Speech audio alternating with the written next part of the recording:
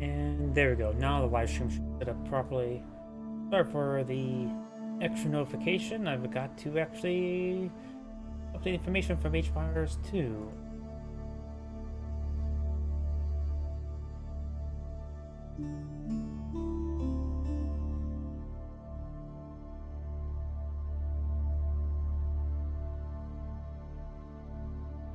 Okay, that should be going. That's going.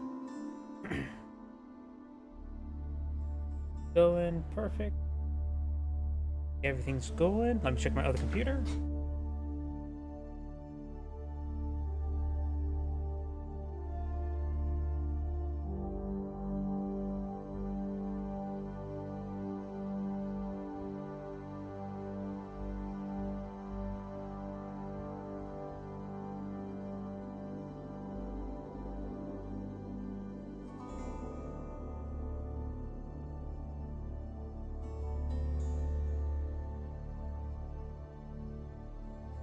Everything's going good on my other computer. Delete that brief notification. Oh.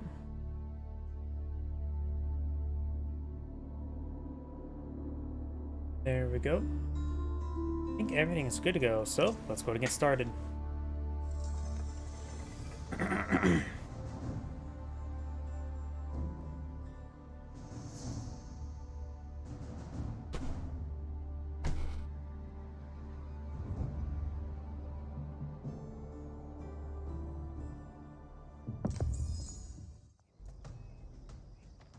Greetings everyone, and Great here for another H-Virus 2 Definitive Edition, not 2, 4 replay. Spawn on left side as the Cyan Abbasid Dynasty of Bluey MT. Spawn on right side as the Blue Mongols of Vortex.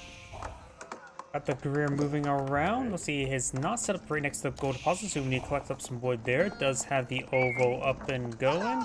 And now going for a barracks, so this is eyeing for a bit of a tower rush. Cyan Scout is moving around over there.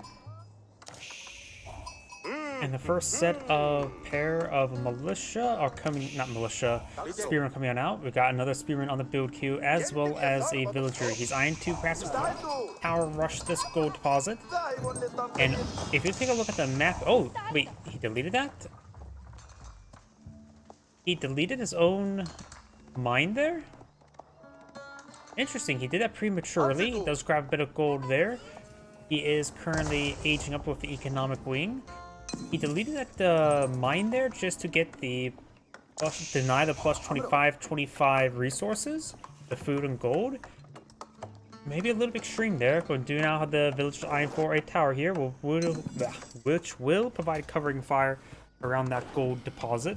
Economic wings on the way. The Mongol player still has not collected a single, is it gram of gold, coin of gold, or still pebble of gold? Gravel of gold. So this gravel's more accurate for the stone deposits. That's going to force him off the berries right there. Got a lot of villagers cleaning up with these nearby trees, and got now the barracks being put on the field. Got the speed arrow there to make the Khan run away faster. Got these spearmen camping the berries now. They can perhaps just set down the spear, grab a quick bite as well. And do have the tower going on up. Barracks has been pulled out here. He's going to be applying eye for some spearmen of his own. He does, of course, have access to the initial spearmen.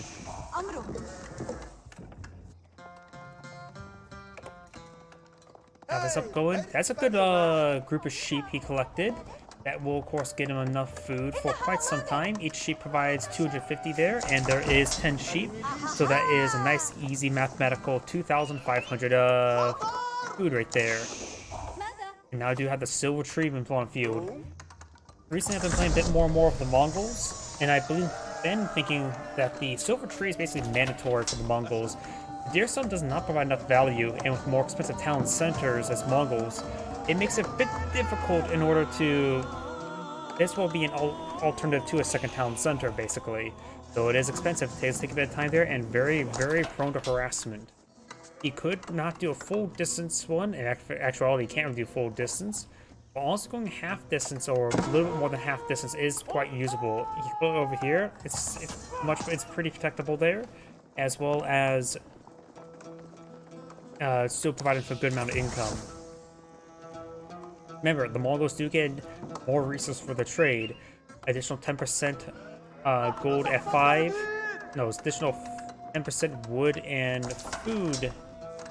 I forget exactly what it is. Instead of me trying to remember exactly what it is, either way, just I for 15. We've got a good number of apparently spearmen inside this tower, and now there's more spearmen. He can always upgrade it with the arrow sluts once it gets to feudal age to get additional damage per arrow, which could make it very resilient to the additional spearmen throwing torches at them. Going for another gold mine here. That decides to rotate to this gold mine over here because this gold mine has been denied and now got the feudal age out. And we've got an exotic doggo chasing the Khan. Arrow slits are now being researched as well as wheelbarrow. And ooh, there's some good hits there on the Khan. You shouldn't take that. Khan, of course, is a scout unit. The spearman will find another hit onto him as well, getting some great damage to him. One more stab and he may be down. Now Silver Tree's eyeing to be right there. He's going to go for as max this as possible. But these trees are sort of in the way, so if he starts chopping down the trees, it'll make the path more straight. And now the spearmen do get outside of that garrison now. Absent Dynasty players can, of course, play out camels in order to help engage any horsemen. And now the spearmen will spot the Silver Tree. Of course, in order to take a exact look at the benefits, we need to switch over to him. Now I've got the regular spearman or the hardened spearman research. The Silver Tree is now receiving some torch damage from these spearmen here.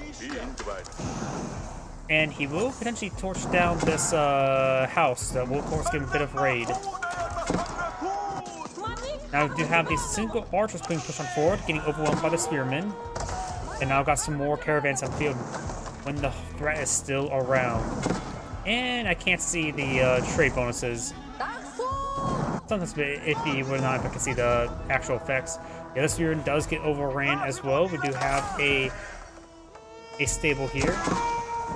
It does get torch damage there, getting some extra resources. Now you can go ahead and shank or poke away that spearman. That spearman also goes down there. Some arrows will come on in, and the house will be torched on down. And Cyan does still sort of need that house. He only has 6 spare population there. Does spot the outpost of arrow slits. He does have 6 villagers area, not enough room for everybody. And those are the towns that does get some arrows there on the spearman. Oh, and he did not clear out the area before the first trade caravan come out. Now I got a handful of archers now pulled on the field. And more archers now being pulled out as well.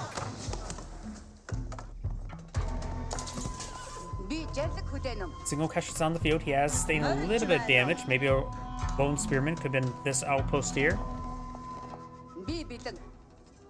And so far, for all economic texts for both players, we only have wheelbarrow.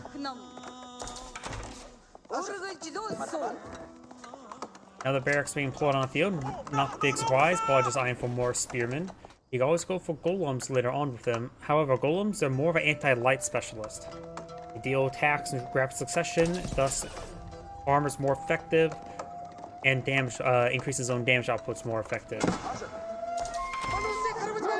They also gain a charge attack as well, lower base damage than the man-at-arms. We've got some additional Keshiks out now on the field. We've got 4 Keshiks out in the field, and now additional Keshiks beyond the build queue as well. That one may be at ×2 with Stone, and we've got a single spearman here to harass any sort of trade line. That's his only trader at the moment. This trader will eventually go down. The traders do not receive bonus damage from spearmen. Spotting Falcon does get pulled out there, and now got the Keshik charging forward. And oh no, that's a spearman there. Was he disguised as a villager? It's really hard to tell them apart, the early spearmen. Does get one of the villagers there, very nice. The civilian count is in favor of blue by a fair margin. Another horseman does go down. He has 4 Keshiks on the field, which is significant. And we got 2 more Keshiks on the field. It did use stone on that one. One went the wrong way around, but that's fine. We got a handful of archers here. Only 5 speed on the field, going for the military wing. He's eyeing to go for a fast castle. And you got more traders now being deployed on the field. I don't think Blue killed that many civilian units, so Sign may have been a bit delayed on some of his civilian production. And there's only a handful of traders on the field at the moment. Looks like just 4? Which will provide him a good amount of income. So archer right there. We got a good number of Keshiks on this field. We've also got a handful of defensive spearmen. The military wing will spawn out, what, 2 camel riders? Yeah, 2 camel riders. Spearman does brace there for a moment, allowing the archers get some good damage on in.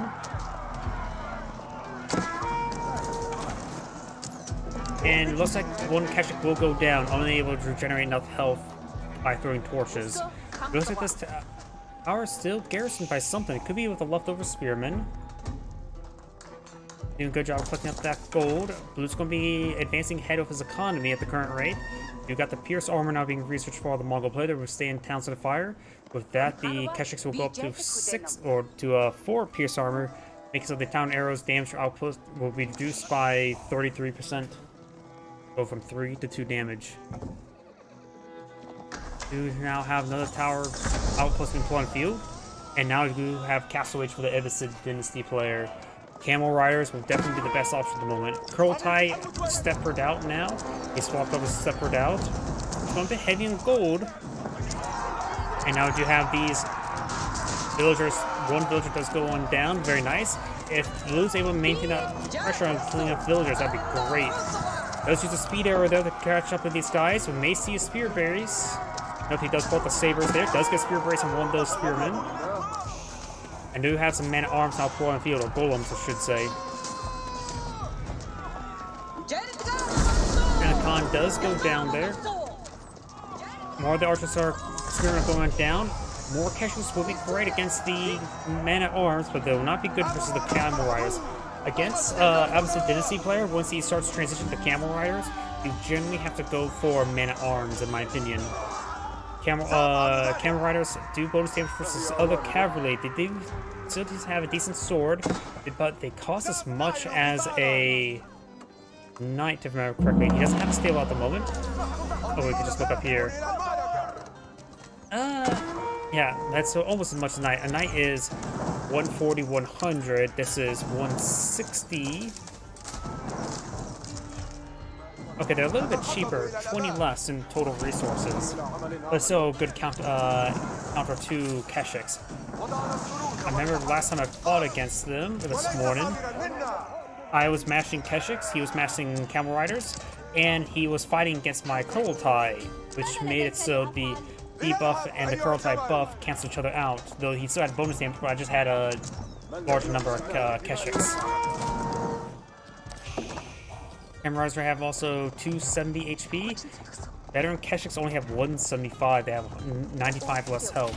Now these Camel Riders are eyeing for these traders as well. He knows that they're up and going. And it's now got a good number of golems now to on the field. Their animation needs to be fixed. They still hold a shield when they should be holding 2 swords. More of the traders now pulling field, going for another Ovo here. Very nice.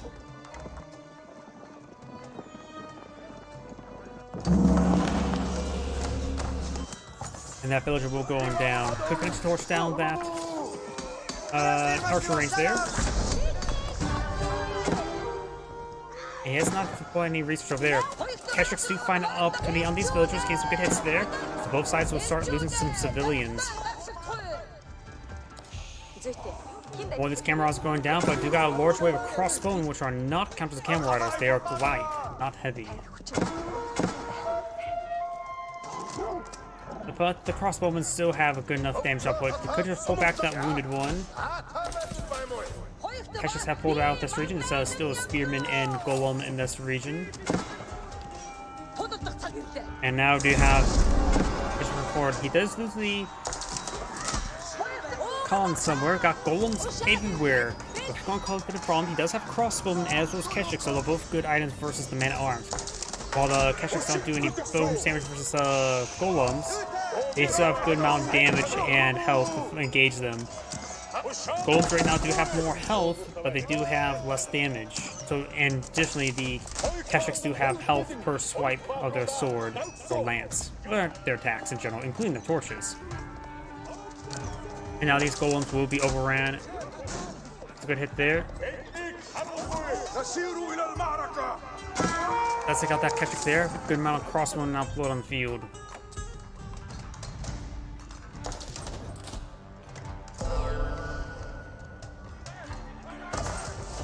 Separate out, now being focused down. There's a handful of spearmen there. Superior number of Keshiks can, of course, overwhelm the spearmen. Those golems haven't cleaned on up. We've got a prayer tank going up. We still have 1, 2, 3, 4. I think, yep, all 5 relics are still on the field. Crossbow trying to engage the spearmen. Now they're trying to stab those traders. Right now, since the Mongol player can't fly on walls, he's just getting overwhelmed. Does go ahead and swap the garrison of these villagers there. He needs to get other garrisons in. I thought he was trying to swap them out with the low health, the higher health. Golems do get cleaned on up. And these spearmen getting, does take out Keshik there. Now the crossbowmen, the spearmen engaging each other. Over here, got now the golem engaging these Keshiks now. Overall, it's been a pretty messy time for the Mongol player recently. He still has a superior number of civilians, but he has lost a significant number.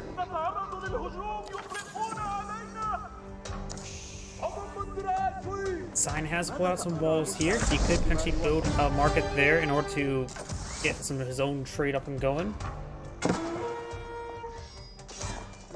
And, ooh, these Keshiks are wounded.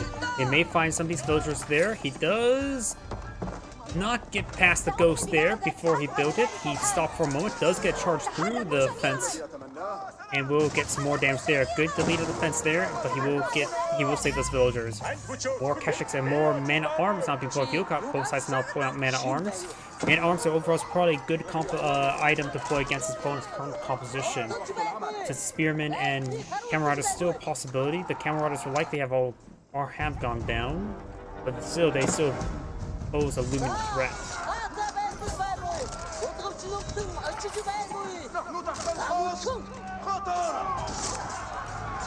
Let's get some damage there on these forces.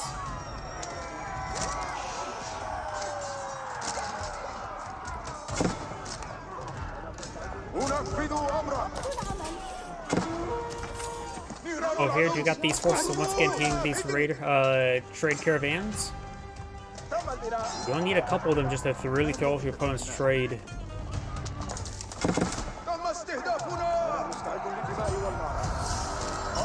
Got a good number of crossmen here to engage Science Force. The Khan, of course, can improve the reload right there. Looks like he just bought a whole bunch of wood there, the Mongol player. Now eyeing for a big line of research. Keshik charging forward. They're still spearing this mix. Crossmen firing away as well, focusing down the men-at-arms. Science advancing forward with the or Blitz advancing forward with all these crossbowmen. Does he have the improved arrow research? No, he does not have the improved arrow research. I believe people should get the improved arrow research more often. It's relatively cheap, or even just regular arrow research. It is relatively cheap, and it also doubles the duration of the Khan's arrow. Trying to go for a conversion there. He does get it. And now, oh, I heard somebody got picked up a relic. I think it's Blue picked up a relic somewhere. One relic has been claimed by Blue.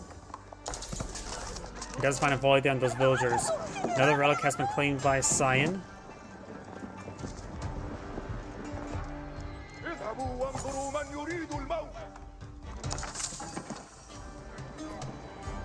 This monk could get overwhelmed. He probably doesn't see that force just yet. He does spot the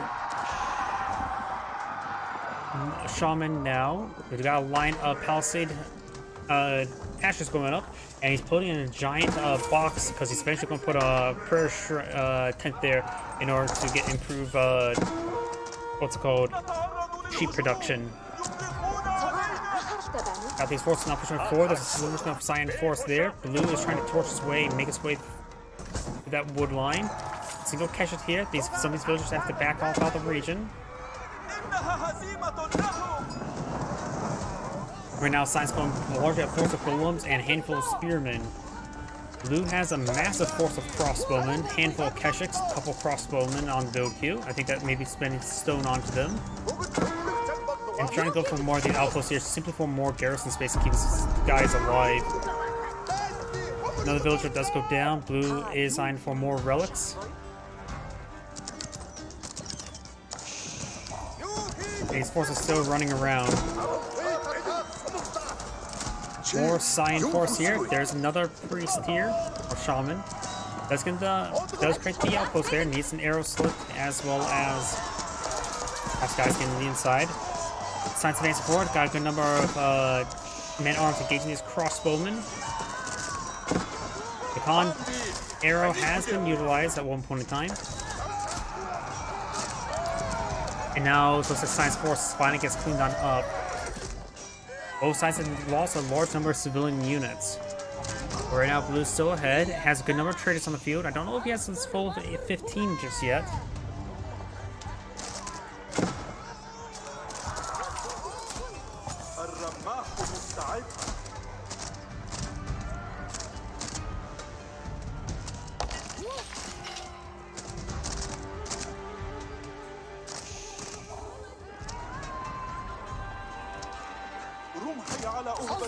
Cyan's moving around. We got another, or Blue has brought another force. Most of those crossbowmen as well. Veteran Khan has seen a bit of fire there. At this point in time, rather than going for all these crossbowmen, he could go for some Magadai. Magadai or Exnum chasing down the villagers. Cyan's now trying to engage this force here. It's mostly composed of spearmen, which means they also will not do additional damage there. Khan's speed arrow is not on cooldown, does gun down with those forces. Does a good job of picking up these individuals, but these crossbows will be overwhelmed by the spearmen. Shaman's not trying to claim some of these secret sites there. Keshik's pushing forward with another wave of crossbowmen.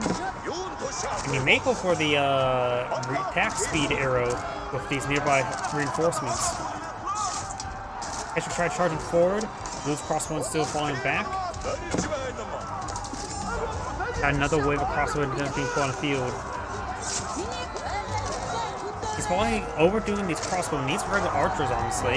We got a single regular archer in this mix.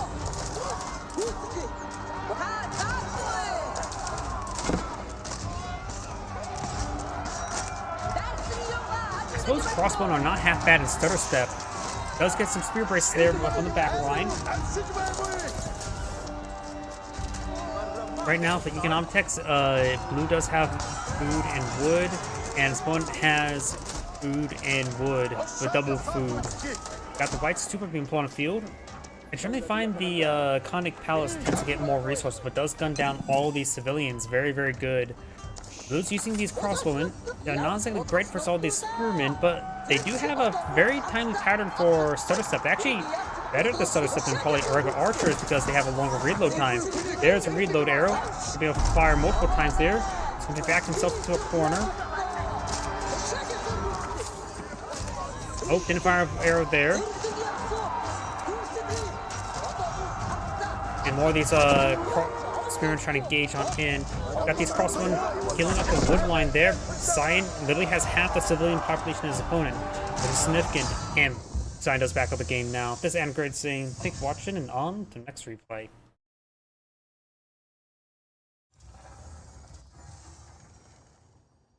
Very messy game. Mongol games tend to go very, very messy because they can't build walls and they have to rely on trade. Let's see if we have any more replays for him. Oh, this is a different person because he only had the one replay cast in this one time frame, or I could cast from this time frame that's over 20 minutes.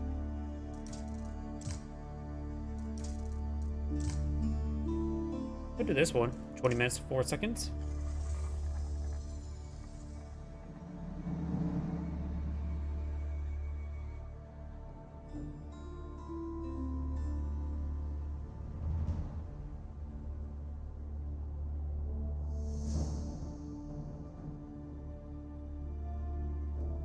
Huh, this replay's less taking longer to load.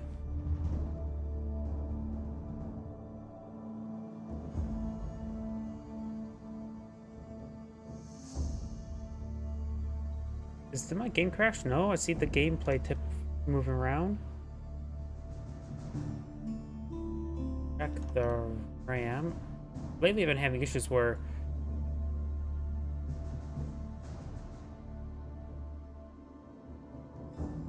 CPU's fine, memory's fine. Okay, now it's loading. Why is it taking so long? This is weird. Greetings everyone, and Great here from another Couple Rows not Couple Rows 1. H-Powers 4 replay. Spawned on the bottom left side as the yellow Mullions. We have Corvinus 1. Spawned on right top right side as the blue Holy Roman Empire. We have Liquid Demu. And this map, this variation map.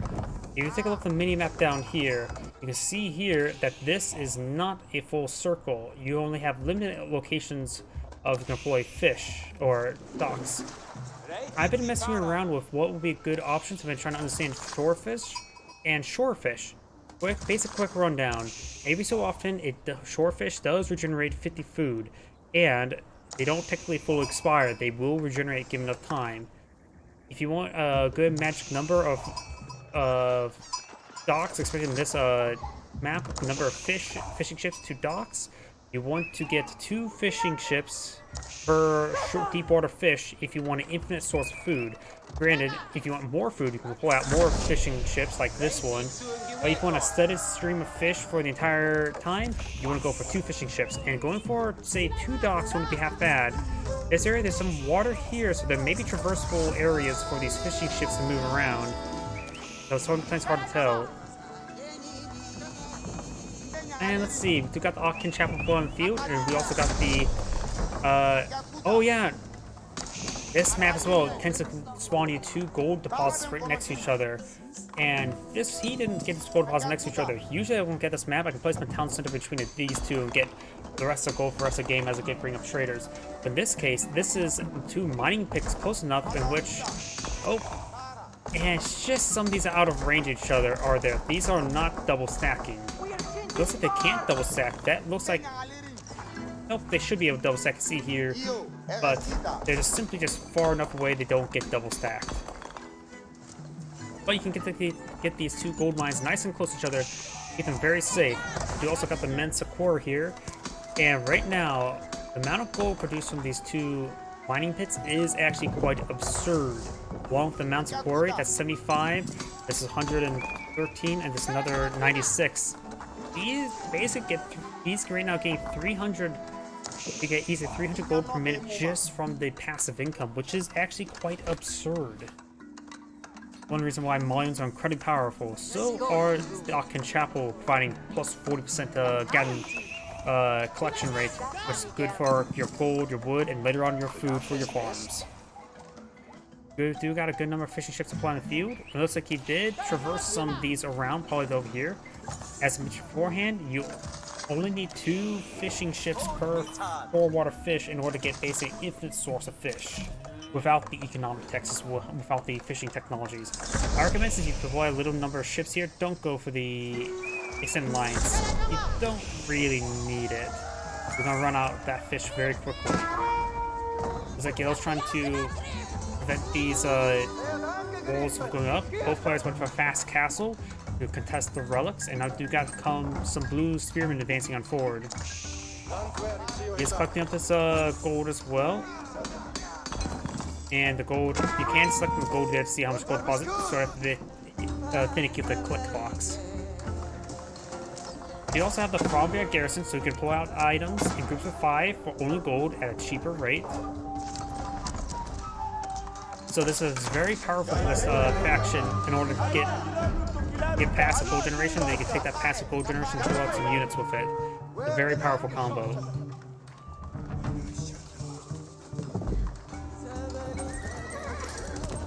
Do now have a stable being put on field. Good archers hit there onto these spearmen. These 3 spearmen there. He's trying to torch down, try to get access to these relics. This relic can be claimed. This relic has been walled on off. Very nice. This relic has not been claimed. He only needs an eye for a prayer tent or whatever it's called for the Malians, the mosque. Good is there onto these spearmen there. And now we do got the prelate grabbing that relic. Of course, we got the... Oh, that's not the Reganese Cathedral. That is the Burgrave Palace, which is a barracks that can produce stuff really, really fast. 400% faster. Nothing too crazy, honestly. But of course, you can get a mass amount of units pulled out quickly whenever you so choose and minimize your infrastructure.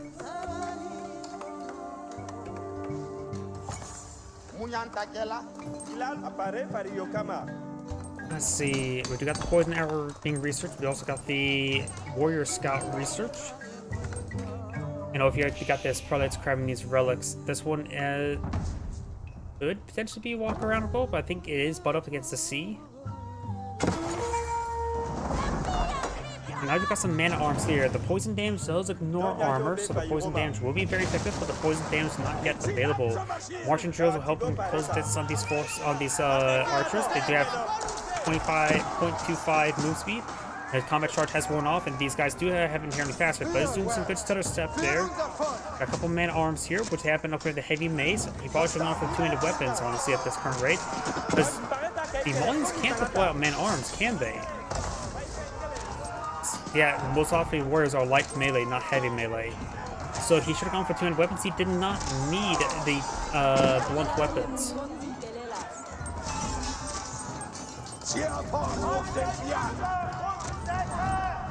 Now I've got poison damage here. These mana arms will quickly bleed out with those poison damage. Poison damage allows your archers to be effective versus heavy armor, honestly.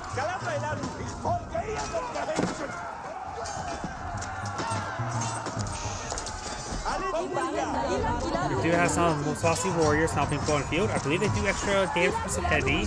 Yeah, plus 10 versus heavy.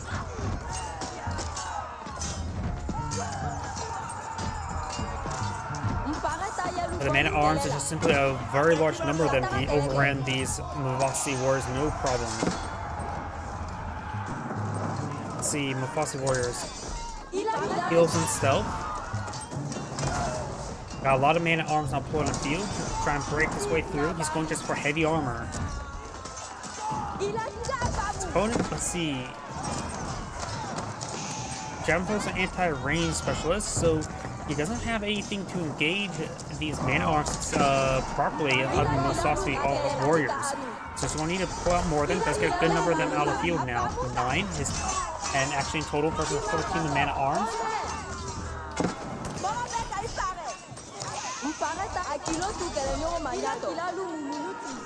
While these forces should do fine the Mufasi warriors, they have 105 health. It's not a whole lot. Mana arms have 155 health.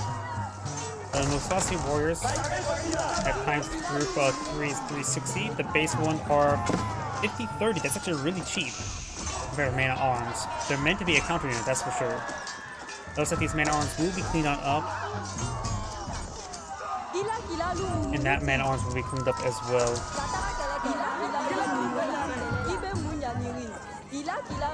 Oh, looks like they're all female as well.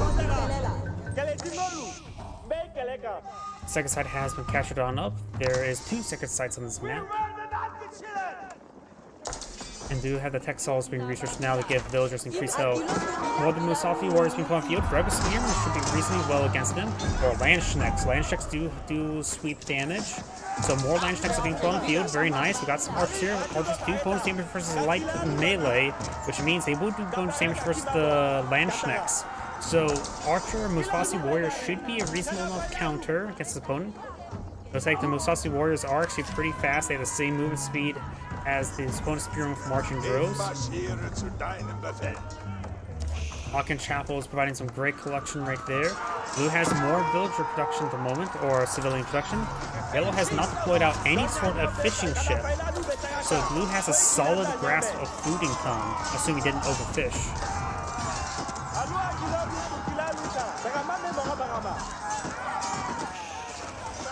More of the Mufasi warriors advancing on forward as well. Looks like Blue's front line will break through. More Landsknecks being pulled on the field. And here's another thing as well. If he wouldn't knock out the 2-handed mace research, then the man-at-arms will be equipped with two-handed swords, which could easily make it harder for yellow to engage the Landsknechts when they have both a similar model like that.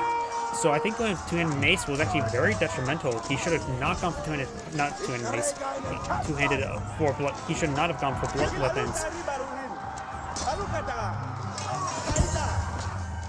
Landsknechts again focus down. Do got some archers here as well.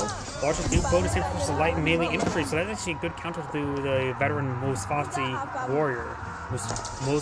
warriors, because they do bonus damage versus them.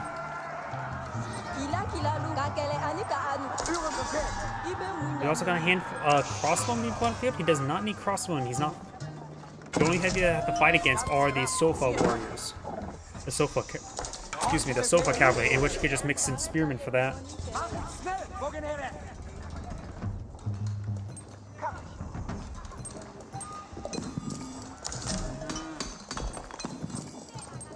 Gold's been collected up quite significantly. This gold deposit's been cleaned up quite significantly as well. And right now, Yellow's just only deploying up gold-based assets. He does get some cows back here. Cows have been nerfed. They no longer provide the same collection rate as boar or deep-sea fish. Just gonna try to claim that relic as well. This gets the forces engaging. The Mozafati warriors are getting focused down by these archers. This is great for blue. And so the main arms are engaged as well. And regardless of what these archers shoot at, they will love to hit anything. But do now have a Sofa warrior, which is a heavy melee unit.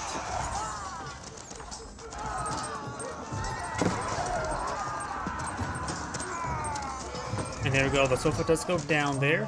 He is using the archers to engage the archers.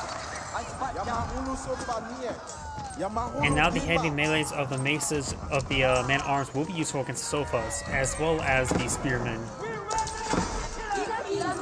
Another group of veteran Sofas, not Sofas, Mozafati.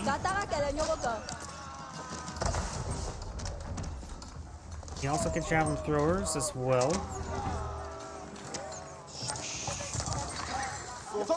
More veteran Sofas not pulled in the field as well. Yellow's not in a great position at the moment. The lack of fishing ships is going to be fighting pretty very serious problem. But you can see here the 3 fish ships is collecting up these food deposits very quickly.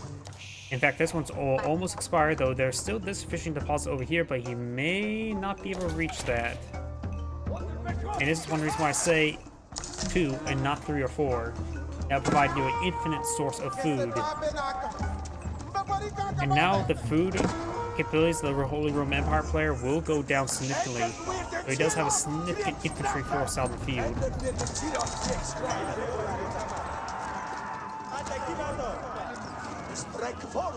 These forces are falling back. These forces are currently doing nothing. Could go for siege engineers to pull out some battle rams. So the veterans so far are engaging. He doesn't want to lose his man-at-arms, or just trying to draw them away. Veteran Sofas, they don't have a charge attack, and their inherent damage is a little bit less than other heavy cav. Let's see if we take a look at their exact description. Cheaper than heavy cav, reduced health and armor, which I think is very similar to Keshik. They're a little bit cheaper than Keshik as well. I think Keshik's what? 120.80.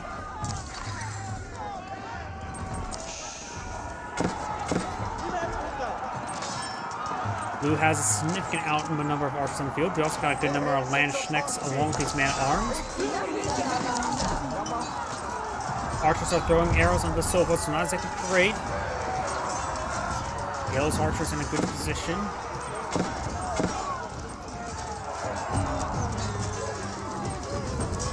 And looks like Blue's force will just simply overwhelm Yellow.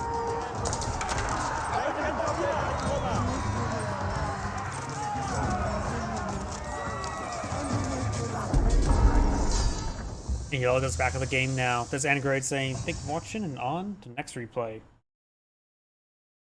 Big difference in between fishing ships and no fishing ships. Let's see if there's another replay by him.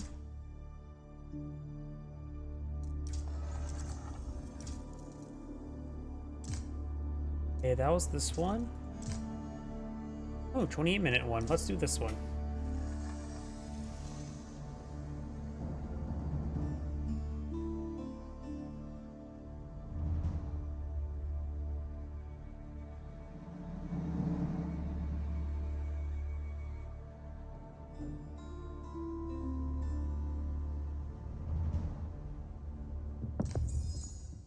Before we get fully started, I need to turn on my AC.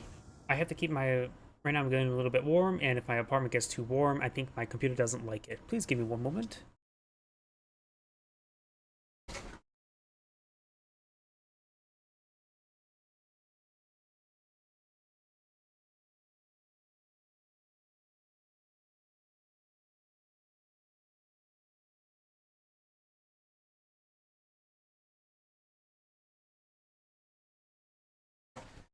There we go. That should eventually get the AC going.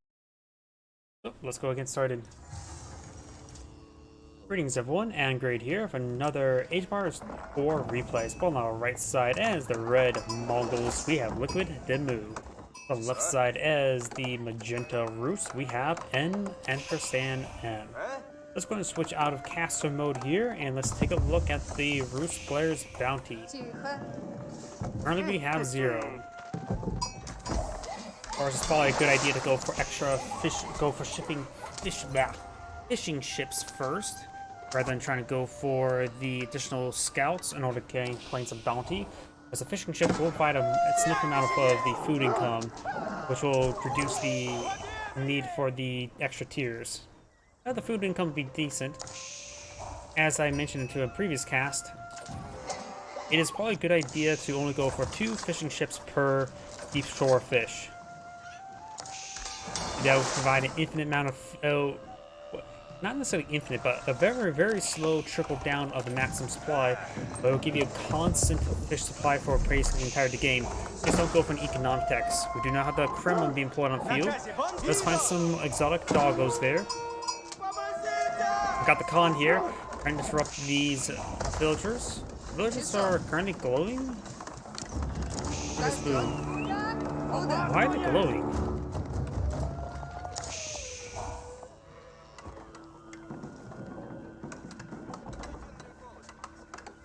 I'm not sure why they're glowing. These, or is it the sheep? Other things will cause stuff to glow.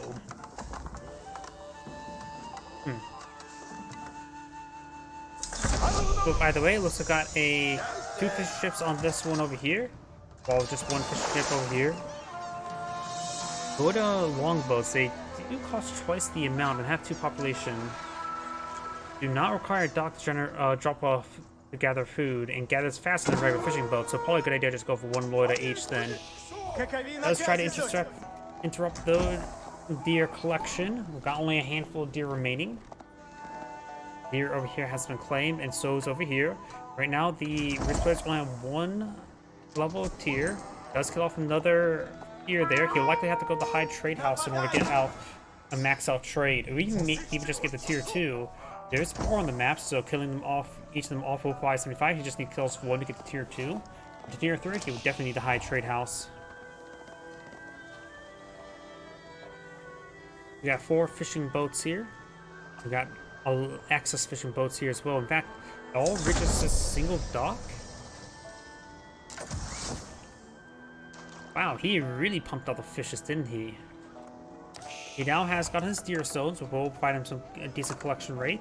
He could have gone for a market and put it over here in order to do some trade this way. I would. Of course, these players are not me.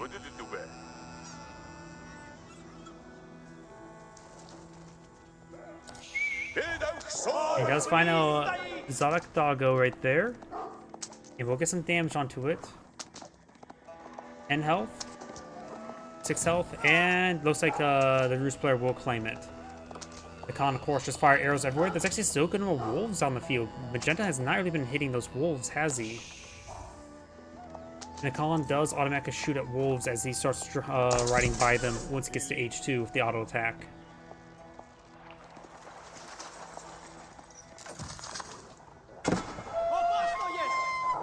Let's find that wolf there as well, and with that, And with all these other wolves in the region, he should be able to get up to tier 2 trade bounty.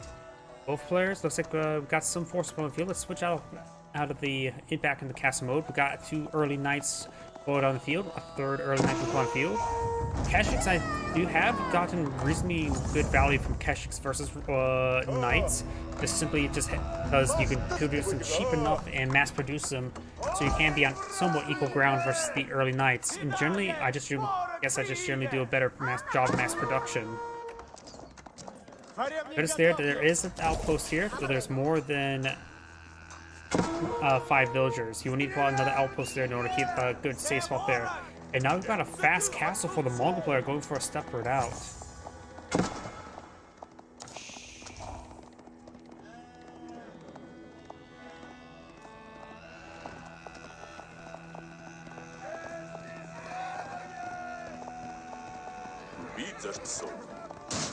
Let's get a good strike down the Khan. Got 2 early knights on the field. Got a pair of Keshiks not being pulled out. Actually, a pair of Keshiks. With 4 Keshiks on the field, that will help engage the unequal footing of the Rus player. Rus player is going just more early knights. We actually got a market here. He may be been a bit bad with his economy if he needs a market. Got single load on each of those fishing supplies there. Very nice. Now both players have reached castle wage. We got the high trade house here, giving some excellent gold generation. But again, I don't see the marker down here. Not sure what's preventing that from being seen. If we switch out, I may be able to see it. You have to go 101 trees, 115 gold per minute, so it's not exactly great. But he does have tier 2 bounty. Eventually, he has tier 3 bounty.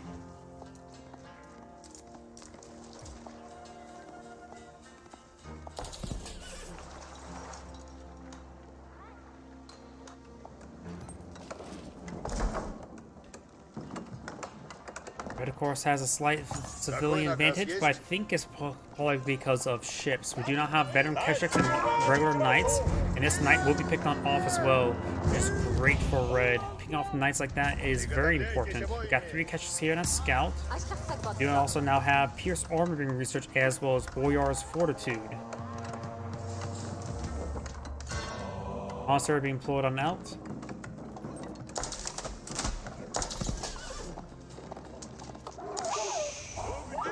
And killing off these wolves, which would deny some bounty.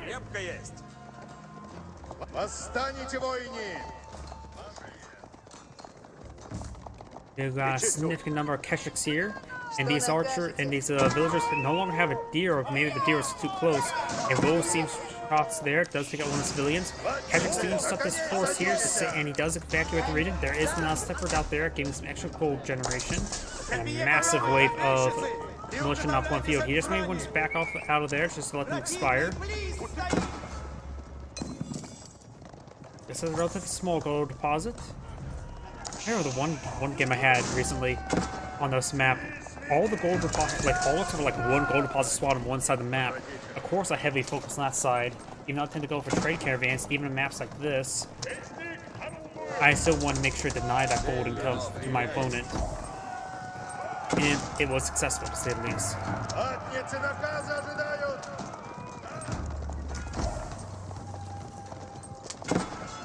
Let's get some hits there on these early knights, or regular knights.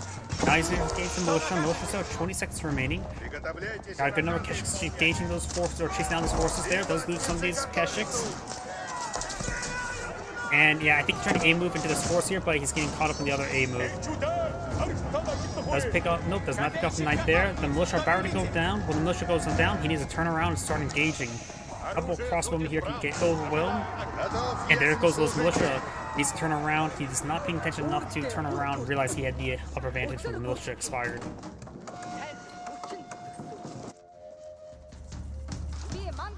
Nope, don't go more than 2. You can see here the food is staying up nice and high. While over here, this deep water fish is now starting to have to start over generating.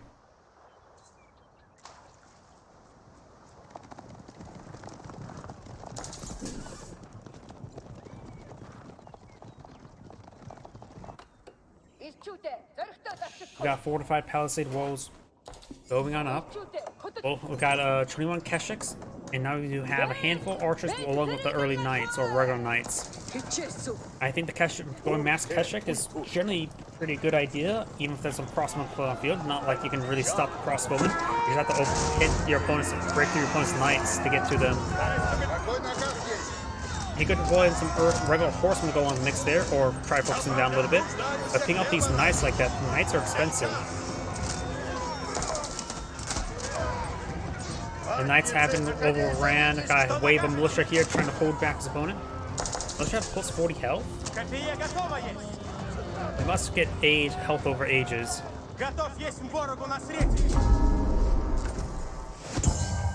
And now do have this. Oh, both players went for the relic. Can you convert your opponent monks? Either way, this relic has been claimed up by red. Got relic still down here. Looks like red has one. Magenta has one carrying. Red has one being carried as well.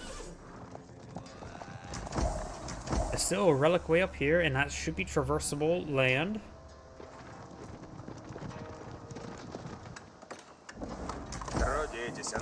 Another house and another house. And the problem with going houses in your wood line, it makes it so that it could eventually choke up your opponent, but also can make it so that it could trap your villagers. Good shots there by the crossbowmen.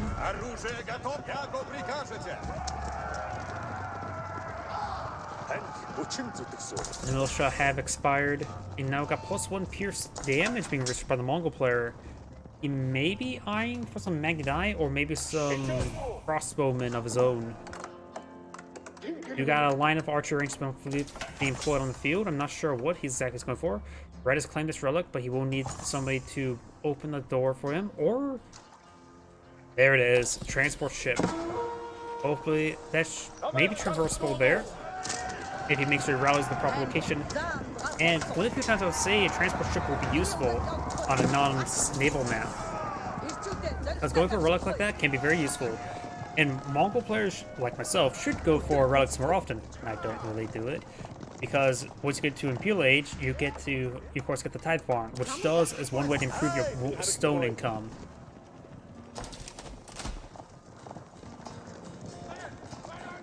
Because right now, likely his opponent will have to go for the White Stupa if he wants any additional stone, since he's not going for trade.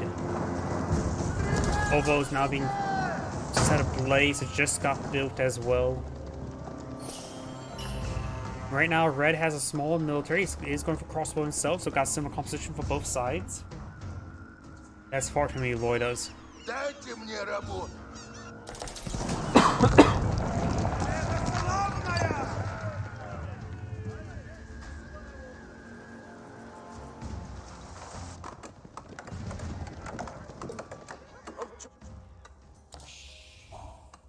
Unless this relic will be made his way back home.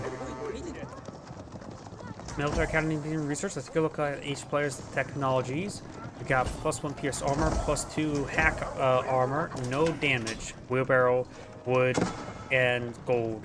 And now second level 2 wood is now being researched. He may not have any farms in the field. Okay, now he's getting some farms, so now he needs skill for the farming research. Oh, I heard some spring gold shots there. We got a couple of spearmen in this mix as well. Very nice. Now we've got a line of pastures being pulled on now. This one has gotten for double stone chop wood and 1 of food. No gold with the separate out. You don't really know if you need to go for the gold options. Gold research. The spearman is still a little bit alive here from Magenta, as 4 spearmen still alive. Make that 2 now. And overall, looks like red will hold out, gain some great damage on these forces. Got more Magenta forces pushing forward, but they're being able to move into the structures.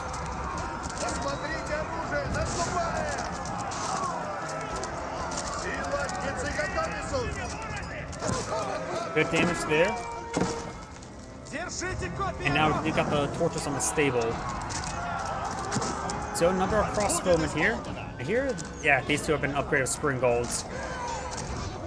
Crossbowmen now being start to be overran. Though he may take up this Keshik still.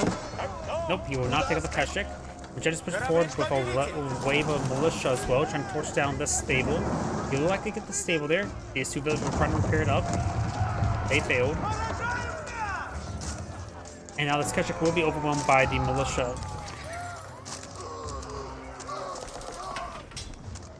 Got a handful of red archers now plotting the field. We got another Ovo here. No research from the Ovo.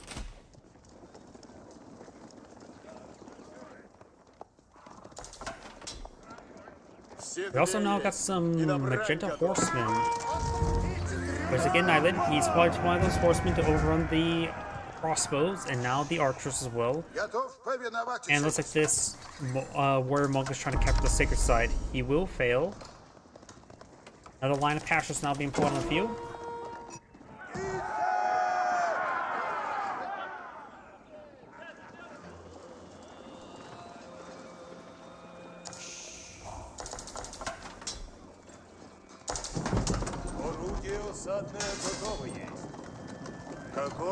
Maganel now pulling the field, very nice. Now they've got the veteran horseman research.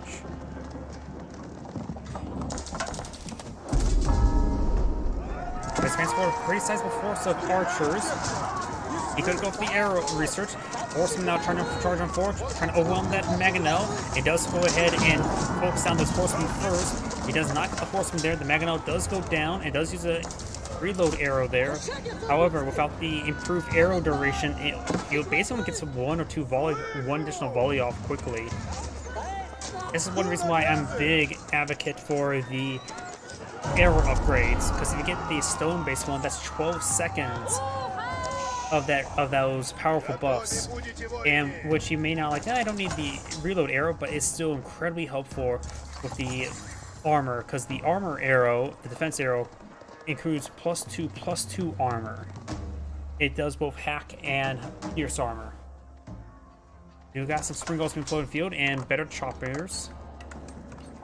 And believe it or not, even though it doesn't look like it, magenta and red are getting pretty close to each other. Springulls have been pulling on the front line now. He's concerned about more Maganels. There are no more additional Maganels on the field, but we do have one to build queue. And that means he also invests stone on these improved siege engineers, which means he could pull out Maganels of his own and traction trebuchets. Going out forward traction trebuchets is a little bit unique when it comes to Mongols, or well, it is of course a unique variation of trebuchet, but only the Mongols, granted they have to do it through advanced research, they can pull out the head trebuchets out. Maganel not pulling the field, getting some good damage on him. Got the reload arrow, which does not affect the Maganel. So I believe that siege weapons still below. You know, they're not affected by it. Great volley on the crossbowman. Got good number of archers and crossbowmen still here, but right now Magenta has a big light force. Let's take out the siege weapons for Magenta. Got some crossbow on the high ground as well. High ground this game does not provide any additional damage benefits, but does improve your sight range. This actually is a good middle ground, making high ground a bit more valuable. Let's get some good spear braces here on these Keshiks. Militia being focused down as well as these spearmen. Got a couple knights now pulling here as well. He does have a good number of, no, he doesn't have a good number of crossbowmen, does he? Actually, the crossbowmen are more on the backside. And now do got the Sacred Site victory for red. He actually reused the transport ship there for the Shaman. Very, very nice. And now we do have pulling out some forward traction trebuchets as well as a forward Maganel. Very, very nice indeed.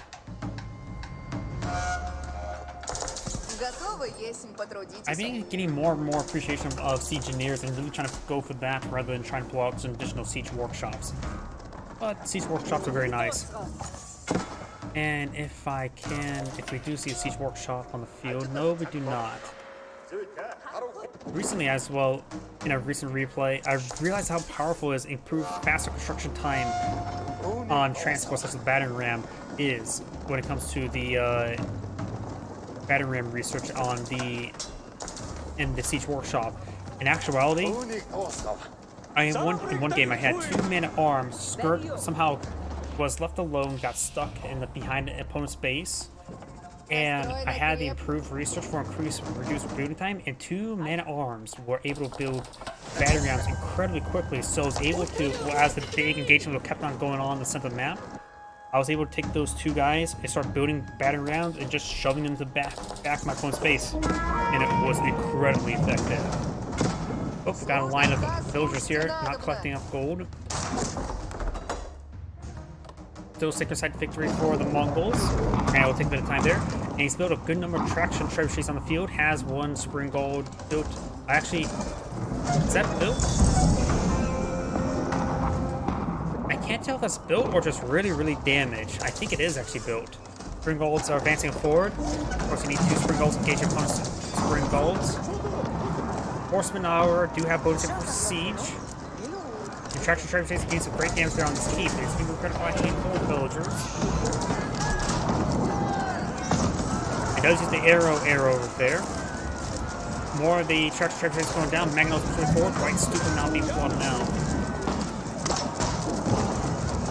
Finds excellent volley there on this archer line there with the Magno. He does not have spring golds in him anymore. And that Magno finds another deadly hit there. I think Magenta's front line will lose, but Red, it will be a pure victory for Red at the current rate. Though he mostly has crossbowmen left, and his opponent has crossbowmen archers. Which, of course, the archers will be a bit more effective in the archer war. So he has to be careful about that Magno, and we've got 2 spring golds here, which also can put holes in people. And these crossbowmen got split up, so got a lot of free shots there for Red.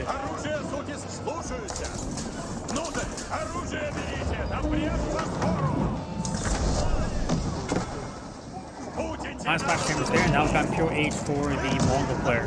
Not eyeing for the elite horseman research. He does charge down some of these forces. We got another line of horsemen, archers, and crossbowmen here. And with those couple handful of horsemen, they should do some decent work with the crossbowmen, but there's just not enough of them to actually make it there.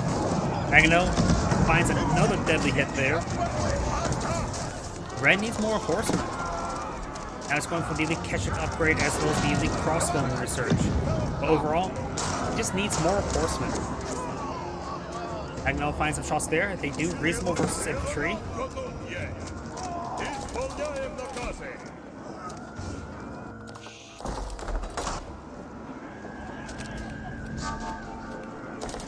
Do not have biology being researched by the Mongol player. It's not the improved one either. Got a handful of horsemen not charging forward. Got still a couple of knights here. Just keeping these trebuchets alive, which is good. More catches being put on field. Now going for another line of spring golds, apparently.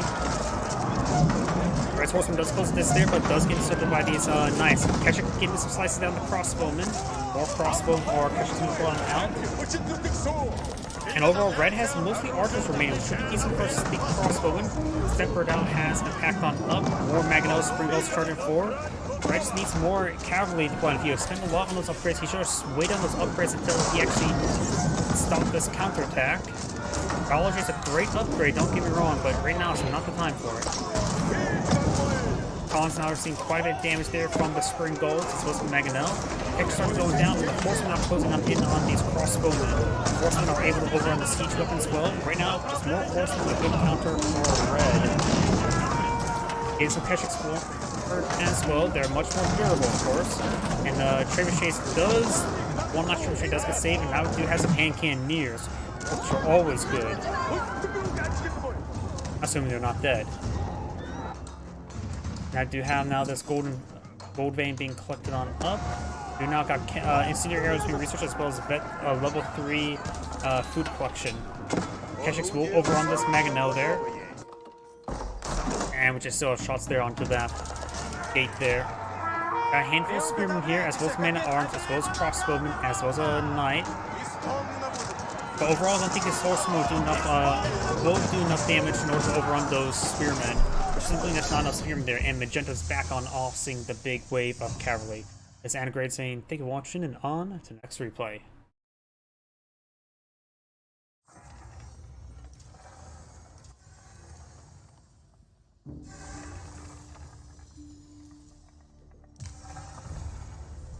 That multiplayer.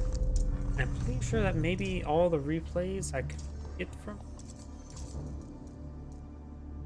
No, there's still a handful I could cruise through. 20 minutes, we could do that one. 28 minutes. Once again, another Rus versus Mongol.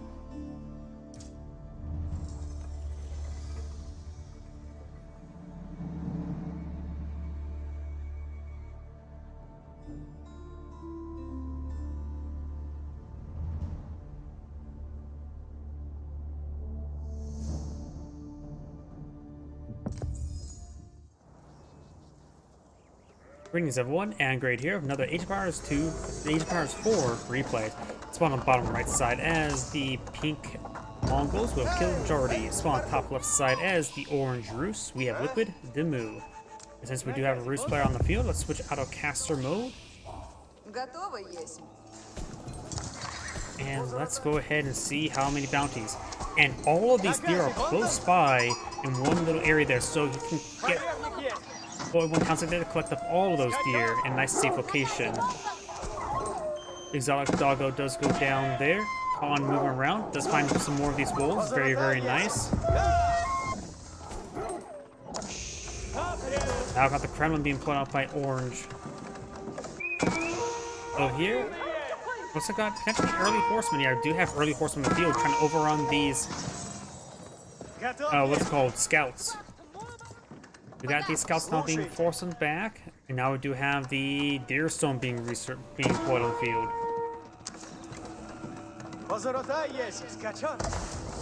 The Kremlin will be very useful in dealing with these early horsemen, or the early horsemen, and right now he has 310 trade bounty. There are still 2 foreign on the map, which could grant him another 150 bounty.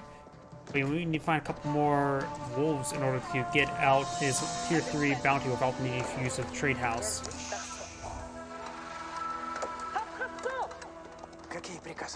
You now have these scouts push their way forward. Over here, we do have, of course, the 2 horsemen on the field. I don't think he spent a stone onto them. I could be mistaken about that. And down the Deerstone's being built by 3 villagers. No stables in on the field. Looks like the Rus player there's a stable that's going for some early knights. Maybe just defensive early knights. Horsemen moving around. And now they got the gear pushing on forward as well, trying to set up to get better wood collection.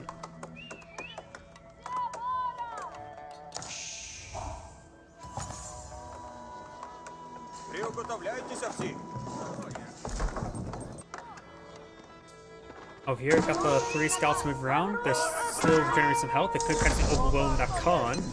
Now got the feudal age for the Mongol player. He can go out for his Keshiks relatively soon.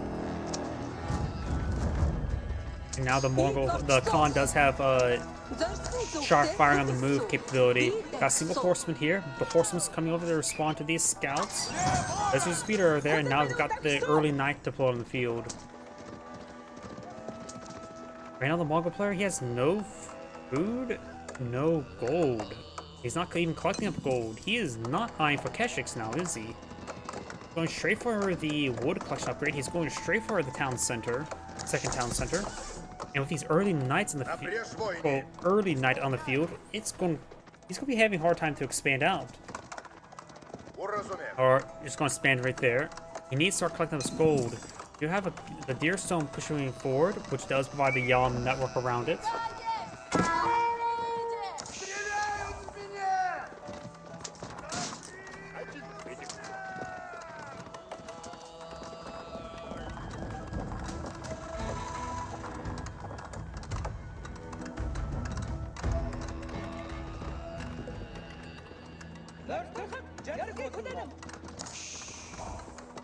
Got a potential engagement here. You got a good number of horsemen. They're currently still early horsemen. He does not even have the gold to get the regular horseman upgrade. So these guys are incredibly weak. They also have 1 less pierce armor, which doesn't really matter in this moment of time. But they are significantly weak against these early knights. These 2 early knights probably can deal with this entire force no problem. You're now got the gear trying to redeploy out to its gold deposit there. And now it's going to take time to clean up these boar. Very, very nice.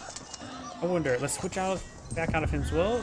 Does get the plus 75, giving some additional gold there, as well as getting out another early knight. let's find the second town center there, and the arrow fire will be painful to these horses with only 1 pierce armor. Getting off the other boar will not net him tier 3, but I think it's going for this other early boar now. The higher health scout does attack first. And draws fire. Early horsemen now advancing on forward. And these deer being so close to each other does provide a great amount of food collection without needing to travel so far. Starting to torch down some of these mining camps. And since he killed off the boar, he could actually get the food collected next to the deer as well.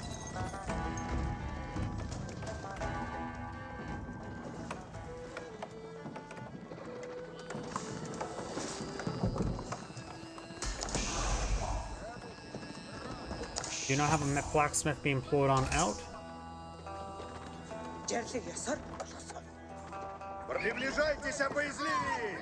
Now got 6 regular horsemen on the field. He has the regular horseman upgrade. I think he spent stone on those horsemen as well. I'm not a big fan of continually spending stone on horsemen like that. And I've got the knight engaging, getting some damage there onto these horsemen. They, of course, get additional health, 15 health, 1 extra damage, being upgraded from early horseman to horseman. Granted, the upgrade is pretty cheap to represent the cheap effects. And extra pierce armor. Toggle speed arrows not off cooldown just yet. But he's doing a good job of distracting these knights away from his forces. Do now have the Keshiks, a pair of Keshiks being put on the field, as well as already a pair of Keshiks on the field.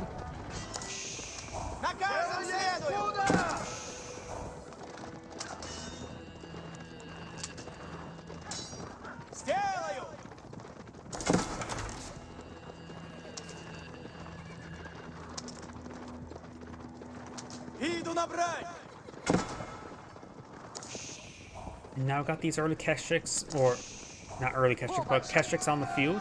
There are 4 knights here, as well as a bunch of scouts. The scouts can draw a lot of damage. When the early horseman does go down, now the Keshiks are starting to make their advance. He should have his arrow off cooldown. He does have the arrow off cooldown. And honestly, the knights could turn around and engage his force. He does have a significant amount of knights in this region, and remember, these are mostly just horsemen, not knights. We got another pair of Keshiks on the field, so we got 4 Keshiks, 5 horsemen. I think Pink should have another superiority now. We also got a group of archersmen on field, which they do some damage for the horsemen, not a whole lot. Keshiks, of course, do have 3/3 armor, like the knights.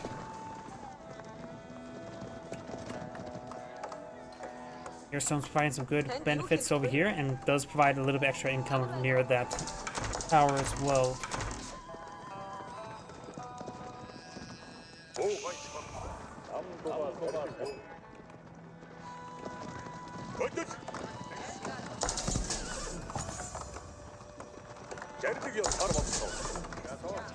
Let's draw a falcon there, very, very nice.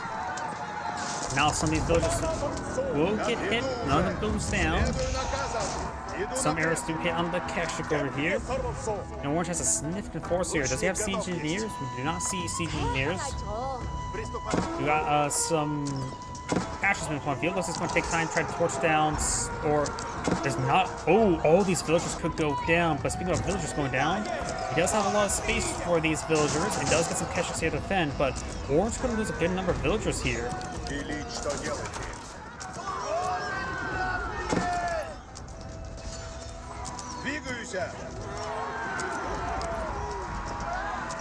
Another one of those early knights does go down. Many of these Keshiks and horsemen have gone down as well. And thus the Khan himself also went down. Orange still has his force down here. And due to the 2 town centers here, that's enough space for 25 villagers, as well as provide some good arrow damage support. So you got also this outpost here, which does have an upgrade of arrow slits. And does want to get out of there. Finds a volley onto this early knight, getting some good damage onto it.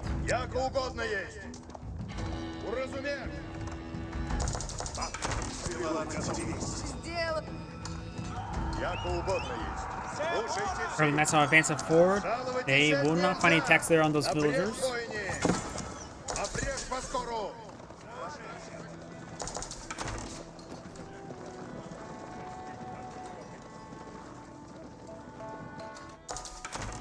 На казинове суть.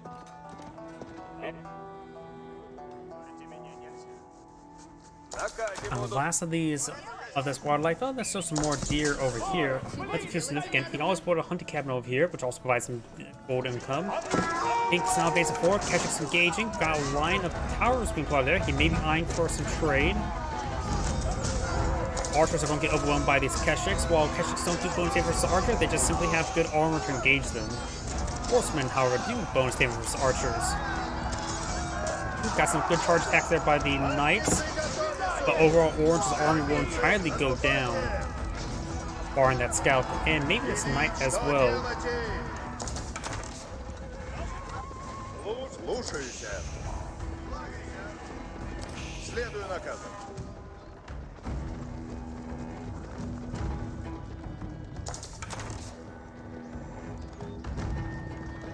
Слушайся. And that Keshik does go down, no problem.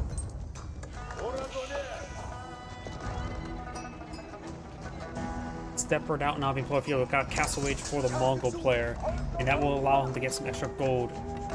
I think he went for this outpost there simply for the food for the nearby deer. The boar carcass is right here as well. I've got the outpost under fire. Granted, it's an unupgraded outpost, so it's only 100 wood.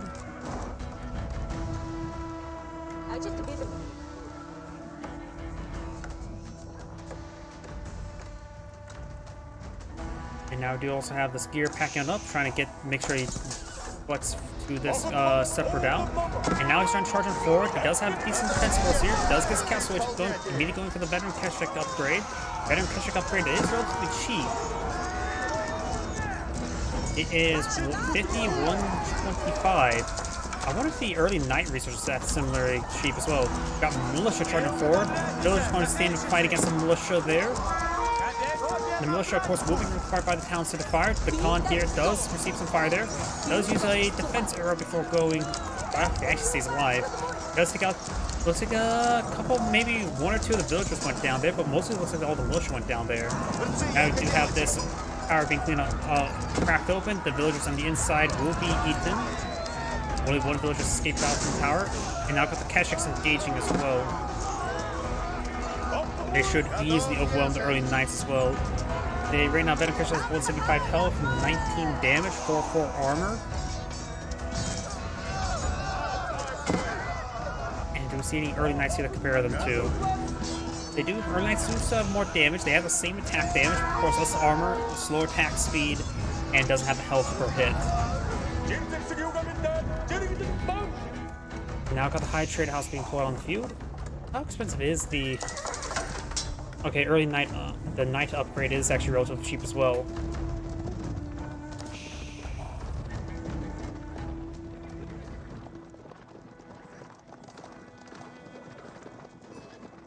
He has less villagers at the moment. He may have lost a number of them. Both of them had 2 towns for quite some time. Maybe he didn't really build as many villagers as well. Now, going for an outpost here, as well as the gear. Just going to be collecting up that deer. I wonder if he has the survival techniques. He hasn't claimed any hunting carcasses, so maybe ready to go for hunting techniques. Even the stone version wouldn't be half bad. Now trying to open up this wooden fortress to crack open the hard exterior to get nice, juicy insides. And it would be nice and cooked as well with all those torches. Let's go ahead and get the full surround there on Orange's force. See, there's a number of spearmen here as well, militia. But the veteran Keshik should be able to deal with this force. And does get not get attacked there. There is a boar they're trying to collect. They collected most of the boar. There's still some food remaining. Plus, you still have to protect the villagers in general. And it does take a brief time there to collect up some more boar. He's right now not going for the more boar. Got some crossbowmen being put on the field as well as some spearmen. And the veteran and the wooden fortress has gotten a bit of repairs, I believe. Excuse me. And now we do got the survival technique being put on the field. Excuse me. as well as now Wheelbarrow and Venom Horseman.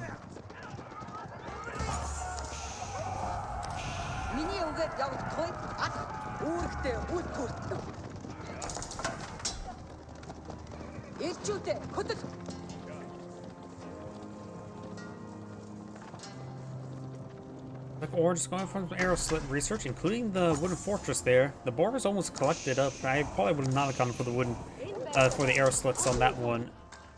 But maybe going for one on this stone mine wouldn't be half bad.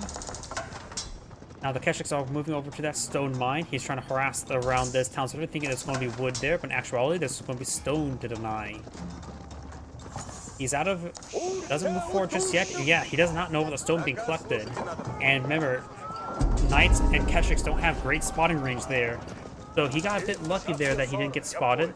A single Keshik over here. And will spot these villagers there. Does actually stab one of the wounded ones there. Speaking of stabbing a wounded one, does get a Keshik there as well. Get a number of these villagers some severe damage onto them. And now I'm going to be hitting some of these other force villagers now.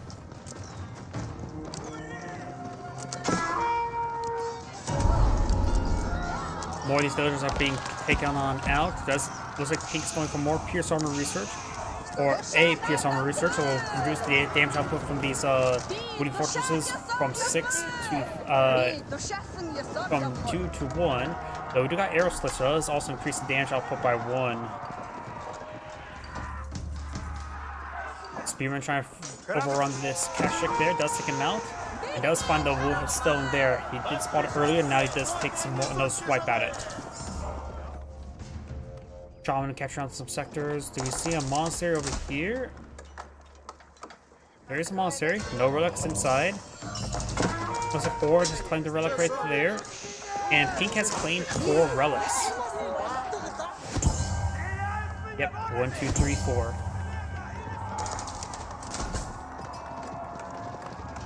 This horse is a little bit wounded. And now we got this keeping plot on field. Pink is also right now collecting up this boar, which will provide us some great food.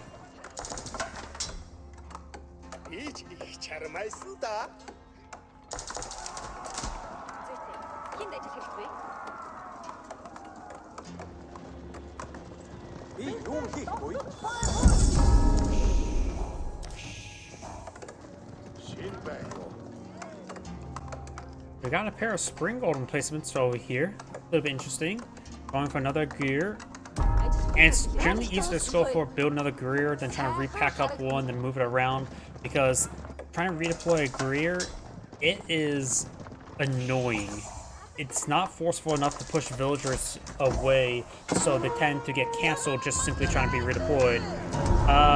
No, don't go for spring gold here. It's protecting nothing at the moment. Sure, the Unicap is providing 21 gold per minute, which is nice, but that's really not worth it. Khan does see some fire there, does use the defense arrow as well. There's a good number of spearmen and crossbow in this region. He's going to need to mix up his force. I would say man-at-armed, and just probably more spearmen of his own. And I actually hit my microphone and knocked out my headphones, but probably Mangonels, along with some spearmen of the competition against his opponent currently.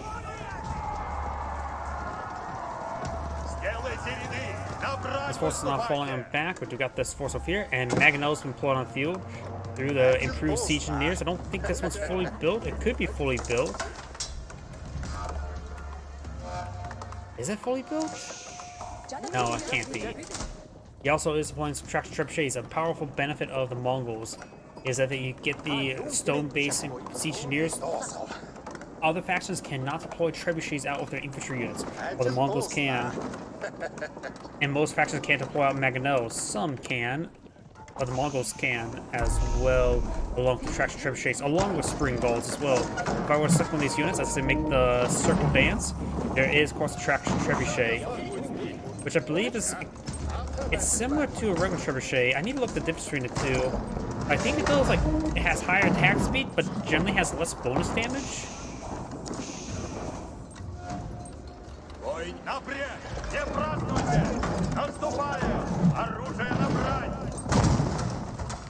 Keeps now under fire. It is getting repaired on up. And the step redoubts over here.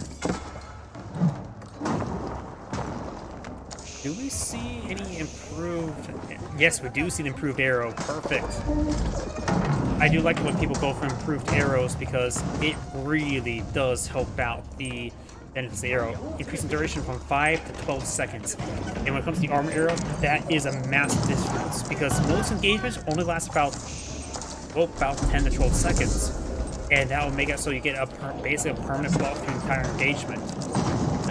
Granted, the engagement will go on longer if you go for defense arrow, but that means your guys are alive for much longer. Battering gets good damage there. Do have a couple catches. The Burning Boil has been researched. Does get a good volley there from Mangonels. And now we do have the arrow. Got a lot of crossbowmen here. This one does not have armor heavy targets, so there's too many crossbowmen. And a lot of these crossbowmen are quite damaged thanks to the Burning Boil. It's good damage to them. Keep. Villagers team overran. Does lose a spring gold there. Looks like one of Pink's Mangonels do go down. Good volley onto those villagers there. Now it looks like there's crossbow versus crossbowman. Not a great engagement either, but overall the reload arrow was very useful. And plus he still has the Yalm network here to get these guys improved movement speed. Orange forces largely being cleaned on up. Do have the single spring ball still here. Try to torch down this battering ram now, and a lot of these villagers are quite wounded. And Keep does go down there. And it looks like the battering ram will be torched down as well. Got another wave of infantry being pulled up by Pink. Now we got the high arm being researched or being put up by Orange. We do have, of course, this Imperial Age means.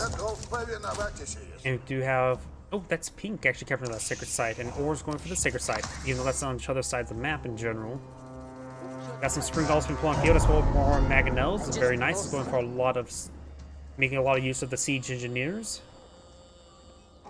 But Santa gets out some battery rams as well. Battery rams do a pretty good job of drawing fire, honestly, from archers. If you just have them just charge forward, if you want to just collect all of its nearby forces and start moving forward, it actually can do some reasonable work. Do now have the greased axles being researched. And this gear needs to push a little bit farther forward. Ooh, what are these trebuchets doing? They got a move forward. We have another keep tempting being pulled on out by Orange. And we've got a couple villagers in this region. I think there's one less villager in the region. Spring Galls being hit on the Spring Galls. Traction trebuchets need to fall back. We do have a keep here, and I think it does get cancelled before the traction trebuchets fire. And we do got expansion forward. He does not have enough food for getting his own POH up, so he's pretty far on resources. So we'll have to take advantage, but he's investing a lot into the technology, so he's getting all of his high armor research, so he's a good chunk of them. Mangonel finds some great volleys there, though one of the Mangonels do go down. And it looks like Pink's Mangonels are just moving forward, getting some damage in the hunting cabin.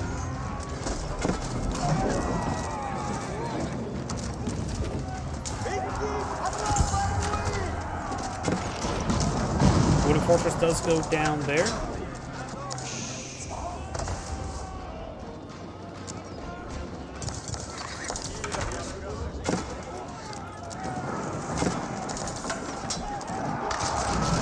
Mangonels find a massive volley there. Gives great damage on those forces. And Pink has a really nice choke point there. These forces are trying to aim forward, but they get tied on choker on up. Crossbowman's going to get overran. The Khan has been redeployed. Orange has, of course, spawned out his militia there, so I'm overrun these forces. He does have some old spearmen here. And great hits on the infantry forces there. More Pink's forces being pressured forward. Only one Mangonel remains. It does have a traction trebuchet still up and going. It gets some great damage on these forces. Spring Galls face forward. Does take out one traction trebuchets now. And now Hunter Cannons are starting to be torched on down as well. Pink still has a small army here, but do now have some trouble being pulled on the field as well.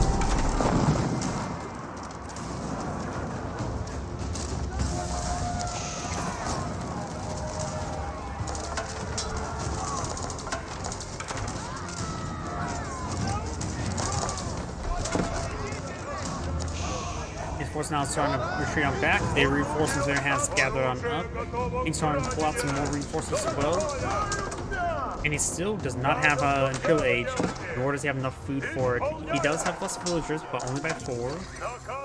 The deer is still being collected over here, so he's making use of that food. He has a little bit too much wood there.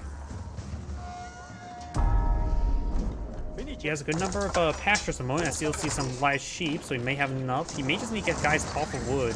Battery rams will help out, but not this moment. I should have gone for some more mangonels on the battery rams, because right now the battery rams are not going to provide much in this next engagement. We got some towers here, trying to pull out some more reinforcements. Strelson now being put on field, as well as archers, crossbowmen. And right now, Pete's just going straight for crossbows, and Pink does back with the game now. There's too many crossbows in general, I'd say, by Pink. This is Angrade saying, thank you for watching, and on to the next replay. Again, my AC is not really kicking on. Please give me a moment and see what's going on with my AC.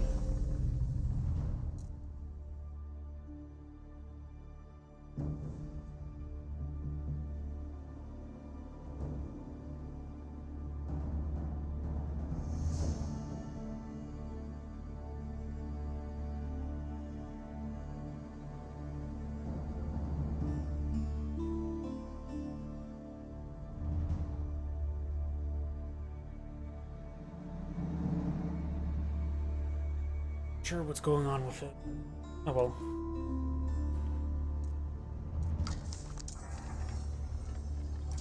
Let's see if there's any more replays over here. 17, 20, 21. Could potentially do that one. Eh, let's just go on to another player.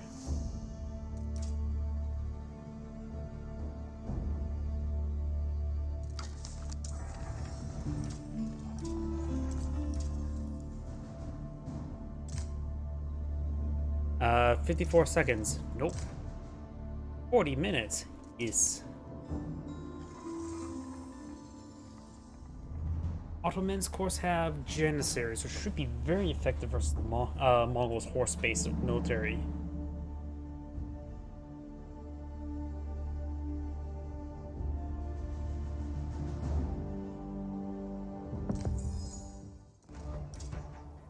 Greetings everyone, and Grade here for another H-Bars 4 replay. Spawn on the top right side as the Red Mongols with Louis MT.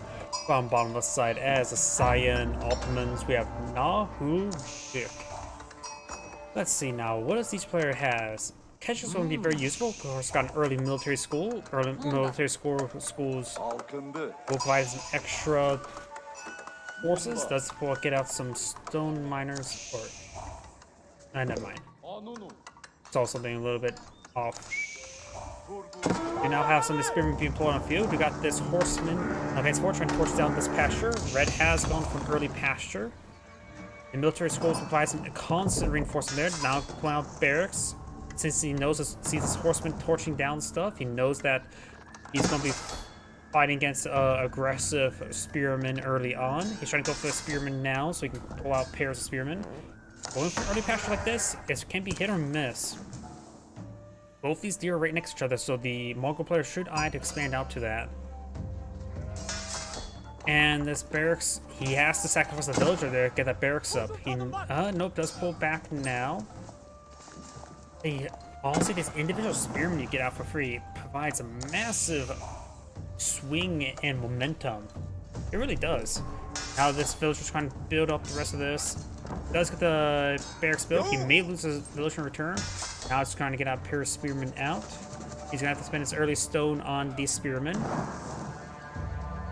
And does pull out 2 pairs of or has queued up 2 pairs of spearmen. He's not one to collect any more wood at the moment. He wants to collect the food. And he's actually low on sheep here, isn't he? He has no sheep remaining. The villagers or spearman has come on out. Now he's going to try to stab these forces. And we got the conflict. Oh crap! He has.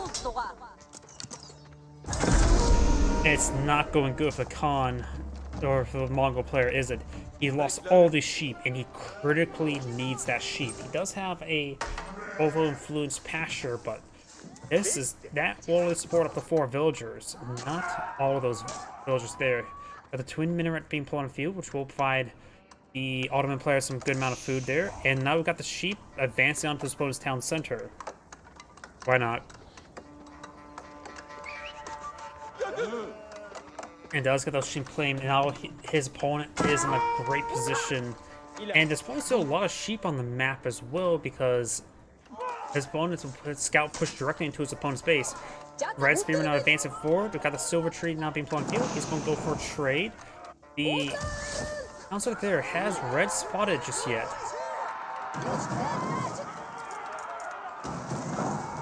Red has not spotted the town center yet, but he has gotten down over here. He may have an idea that's right here. These players are pretty experienced, so should be able to determine where that spearman's located at. Not spearman. Trade post located at. He knows where the spearmen are located at. And Science Spearmen have not engaged all too well. 2 of them are down to 3 health. Got some of these guys inside a town center fire. Let's finish off that one there. And Twin Minaret does provide food and not the economic. Access a mill grows 4 berry bushes that harvest 50% faster. Berry bushes are grown after 120 seconds if depleted.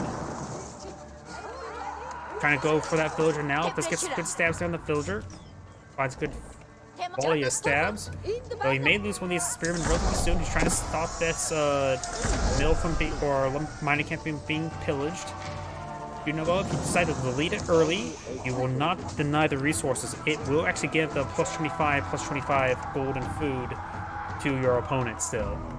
Deleting its stuff early will not give you resources, nor canceling a construction order after it being torched once by the Mongol player. However, that does still allow us to get a partial refund. Start torch it down now. Both players are now in feudal age. Do not got the Silver Tree advance to the corner. And the Khan does spot the trading post now. And the scout does spot the Khan scouting out the trade post.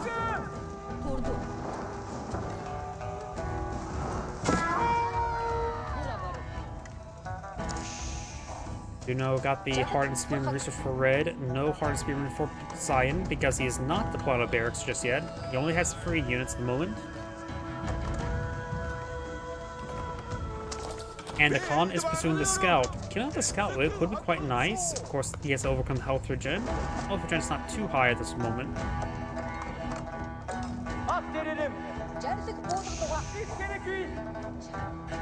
It looks like now he's using some stone to invest into pairs of archers. Was the Mongol players eyeing for aggression? Remember, I still consider the Mongol player on the back foot because not getting all of those, losing all those sheep. He may need to get out a second pasture in this region in order to help provide some food. He may need to go for the berries early, and berries are not a good source of food.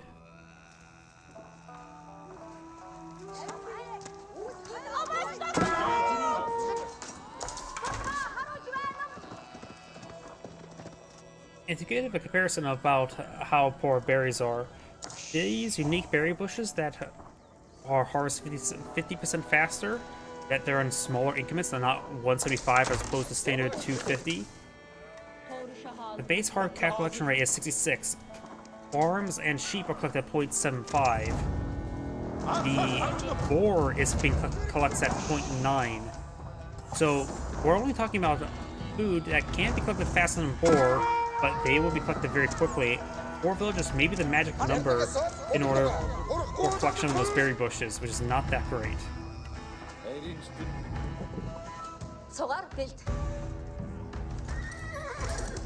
Stables are not being put on field. He may be eyeing for some Keshiks. He does spot at least the archers.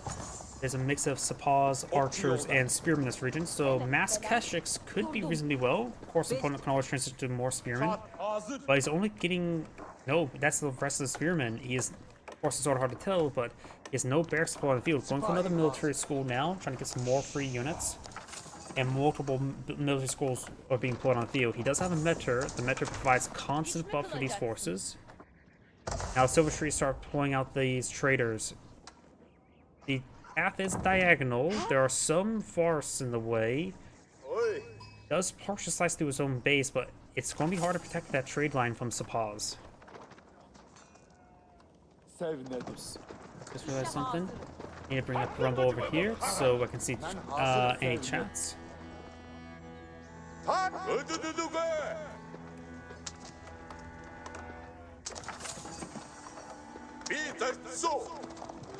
Got these forces pushing way forward now. There's a decent force of only archers there. So Paws will do some great damage, and they have the Fortitude ability, gain plus 50% attack speed and receive 50% more damage from melee weapons. Which archers do not have that. They use the Fortitude ability. Now we've got a Keshik here, but the Keshik's being focused down as well. Scout, we're seeing some fire there, which is not good for red actually. It's been a good meat sponge there. Let's take the Scout there. Keshik starting engaging away. That's the ball's advancing forward. Keshik's being focused down. He needs more Keshiks out in the field. Right now the civilian count is very similar. Zion has not put out any sort of additional town center, so the extra trade that's being put out by red is going to be great, but it does spot the trader right there. That trader will go down, and now Zion knows they need to hit the size of the map. More Keshiks being put on field. Archers pushing me forward. Does spot another trader there.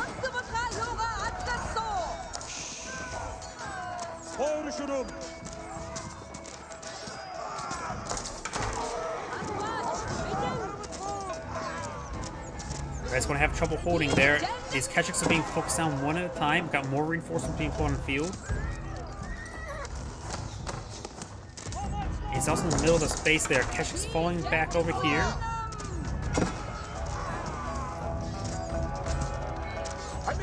On being put on field. He may need to get some stone invested into some of these Keshiks. I don't have enough resources for it. Nor stone. Got a bit of wood. Now it does get some damage on the supplies of the town center fire. Areas of archers not being put on the field. Overall, horsemen and Keshiks would have been better options to invest their stone into. Keshik getting overwhelmed there.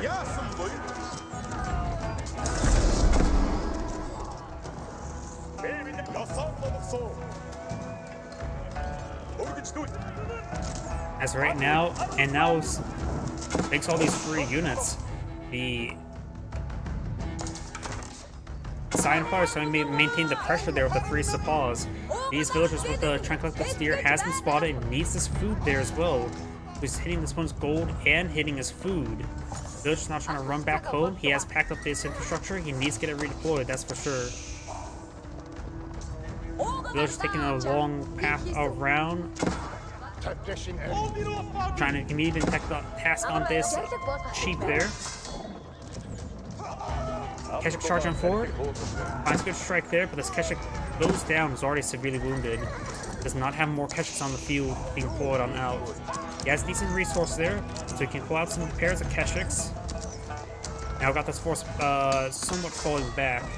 Maybe get the pasture packed up once it gets pulled out of the sheep. That's going good for focusing on the Ovo. Which honestly, it probably would have been better to go for the barracks. And more of these traders getting hit, but this time by wolves. And now we got Sapal going over here. We've got melee armor now being researched by the Ultimate player. We've got another barracks stable here. He actually has 4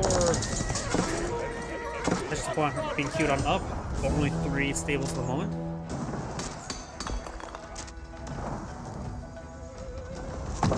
A lot of archers here, so Keshiks will do fine, horsemen will do fine as well. Sapaz, they do have a little bit more, they do have a decent inherent health. No cons rise. A wave of 6 Keshiks could. Oh no, there's a lot of archers here. At the Metros nearby, they have a lot of increased DPS. You have +1 pierce armor for the Mongol player, which is actually very, very important. He does pack up these infrastructure there. He's trying to back on off. Trying to play around the town center. You don't see siege engineers for Sion.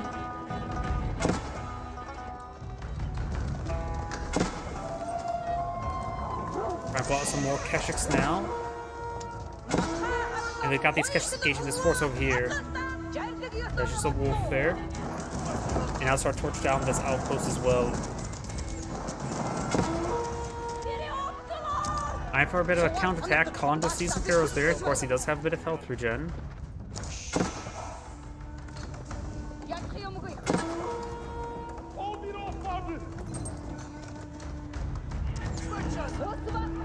And these catches getting overwhelmed. Now got the spearmen being pulled on the field. This military school is not currently deploying out anything at the moment. It looks like it's deploying out some spearmen with the military schools, realizing it's going for mass Keshiks. Does find the spearman there, does get it off, trying to pick up these forces as well. This one does get some much needed health regen. These archers could be picked on off. Let's back out this stable there. Now try to go for the villagers there. Both find these Keshiks in the back line.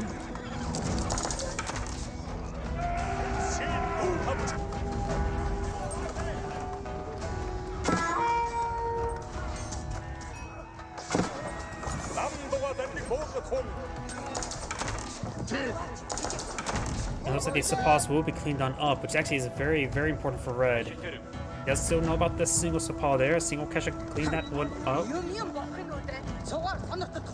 There's only one spearman here. Red does have less civilians in his opponent at the moment. Got a good number of defensive archers here. And more villagers there collecting up some wood. You've got 5 pastures here. Very nice.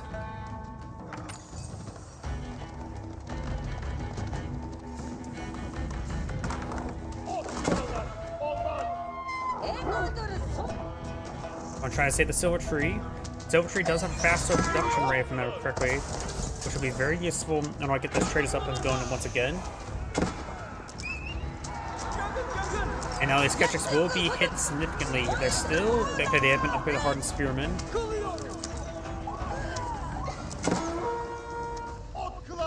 And a single trader has been recast and will be cleaned on up. And this is the problem with Greers. Trying to micro them, pack them up, and push forward. Exactly. They need to be a bit more aggressive with dealing with these villagers. And he doesn't realize that has them probably packed up once again. And that's one reason why the pack up and unpack up mechanic on the Greers are not really useful. They are more of a pain in the butt to Warface. It's just generally better just to deploy a new Greer. It's much more reliable. And Greers are expensive. They cost 100 each. Rather than the standard factions, 50 drop off.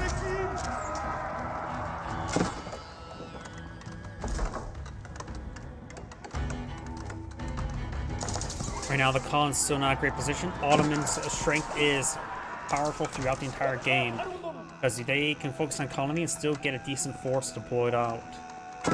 So do got these Keshiks going around. Splitting up your forces of Keshiks can be very useful to keep your opponent off balance. You'd be even surprised how what one Keshik can do in a wood line. Say you're microing, assaulting, being aggressive on one side, forcing your opponent to draw his attention over there. A single Keshik in the back line can do some significant damage. And now the Ottoman player has reached his castle age. The Mongol player is still very far from it. And now this Greer has been pulled out there. It does get a second town center out as well.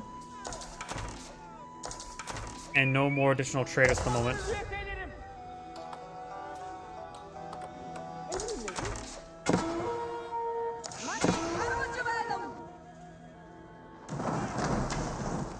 Outposts now receiving some fire.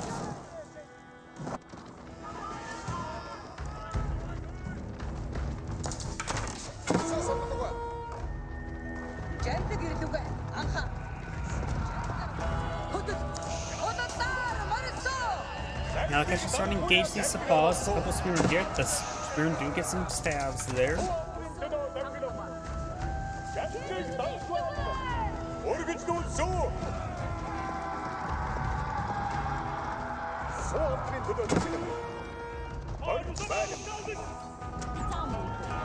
Let's try to go forward once again. The Ottoman player has been very defensive. We got a good number of archers to pull out on the Mongol player, 21. His opponent's starting to pull out some mangonels there. He has the Mahid Imperial Armory.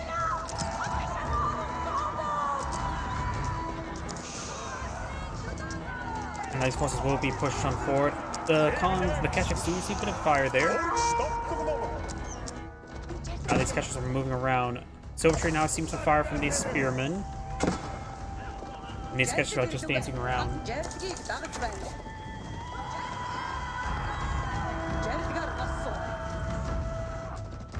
I want to check.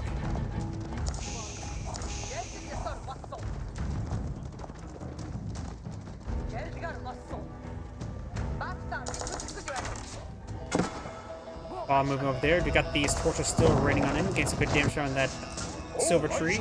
And now these villagers have been spotted and will be overran, getting a large number of kills on these villagers. This will greatly equalize the numbers. Of course, we do have to separate out now, being pulled out in the field. And over here, these guys are still giving this force a big run around. This is being very good for the Mongol player. Keep his opponent defensive like this, as well as buy some extra time. The silver tree will be burnt down. And now we got the Castle Age 4, the Mongol player. Now he can go for his veteran Keshik research. Get a bit of extra grade there, and now we do also have the veteran research for archers and for Keshiks. Let's see, the Ovo. Get curious about the Ovo at the moment. He may not have rebuilt it. Yeah, looks like the Ovo has not been rebuilt. Yep, 0 out of 1. So he has not been collecting any stone. Yeah, if I better look up here, 0 minute per minute. So he has not rebuilt the Ovo just yet. There is, of course, there's a big stone outcropping there, which can last him a bit of time. And the Ottoman player does have a massive army out in the field thanks to those academies. And now does pull out some Janissaries as well, which are going to have bonus damage against cavalry, and they also have a really high rate of fire, so you can't just mass horsemen and try to overrun them. It's a massive force, and very effective versus cavalry. At this point in time, he needs men-at-arms and mangonels. He's going for more Keshiks. He has 40 archers in the field, which is significant. Which will do bonus damage versus these Sapas, not Sapas, spearmen, but Sapas do bonus damage versus spearmen. Not spearmen, archers. So right now, Red just mainly he needs man-at-arms, mangonel. That's his composition, what he really needs. Science about ready to advance forward. Cassius roaming around the flanks. I got a mass assault here. Mongol player does have superior number of villagers. If he can kill off this force, he'd be in great position. But that's an if he can kill off this force here. There's also got a Mangonel being put on the field. Finds a massive hit on these archers. There's a nice little choke point here, which can also be detrimental as well. And the Metra does affect the Mangonel. Counter arrows are firing away, which will find some good fire support. I think he could have cured garrison with villagers, he could have garrisoned with archers. I'm not so sure what he garrisoned up with. The Kashyyyks are fighting some more attacks on these various villagers. Science streaming more and more forces here, including crossbowmen, which will make it hard to pull out man-arms. Right now, he just needs Mangonels. He does pull out his own Mangonel, getting Spring Gold on the build queue as well. Mangonels do bonus damage for structures. We do not have siege engineers at the moment either.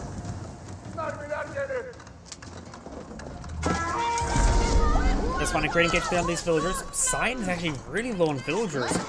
Red is in a better position than he actually imagined. It's just that all these free units is providing Sidon a massive force to potentially knock Red out of the game. But Red has twice the number of villagers there. Keshik's been doing a great job of raiding his opponent. Now got a Mangonel pulled up by Red. Sidon does not have a Spring Goal in the field, so he can't engage his opponent's Mangonels. And right now the Academy start to play out crossbowmen. Archer's not engaging, getting some great damage there. Mangonel light up shot there. Repositions there, hit poorly. And now the Spearmen are going to be overrunning the Mangonel. Mangonel, we're seeing massive amounts of fire. Looks like Mangonel does go down there, but the Spearmen do pay for quite a bit. Springald push forward. Does get a shot there on the Mangonel. We got some man-at-arms here to pull out by Sign as well. He is repairing up that Spring Gold with his villagers. He does save the Spring Gold there. Science Force, a big chunk of it has been cleaved through. And right now he's deploying out oh no, those are Keshiks. Right now he's deploying out more crossbowmen at the moment. And spearmen.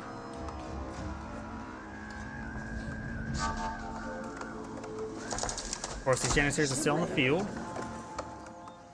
They only have 90 health at the moment. Veteran archers have 80 health to give for comparison. Sepals have advanced forward. We'll see a lot of arrow fire. It does have pierce armor research, but got pierce damage for the veteran archer as well. 9 damage versus the 5 pierce armor.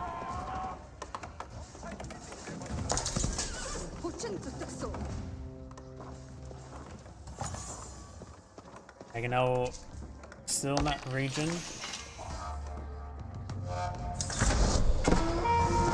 Yukon's rise. That Keshik gets annihilated by the Janissaries.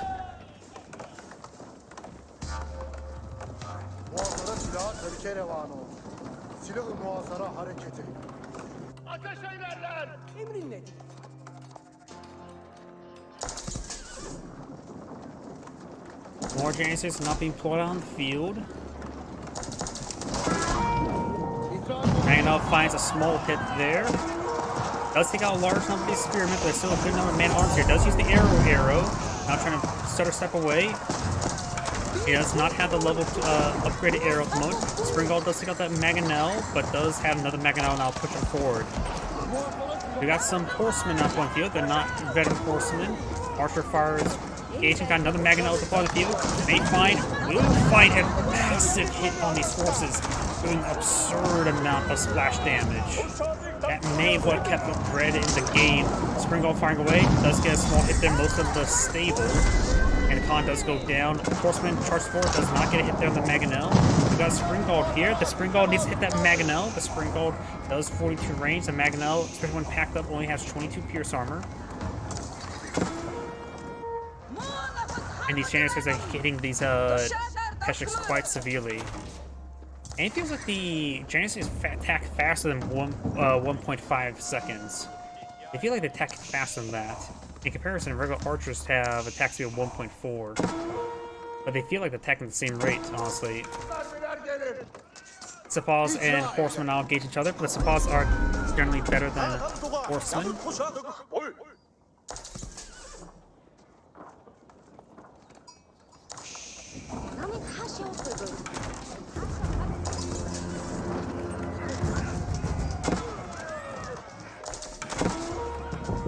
Sepals will go down there. Keshiks still move around. Red has a superior number of villagers, but Science still has the advantage with his military with the 3 units. He's now pulling out some battering rams.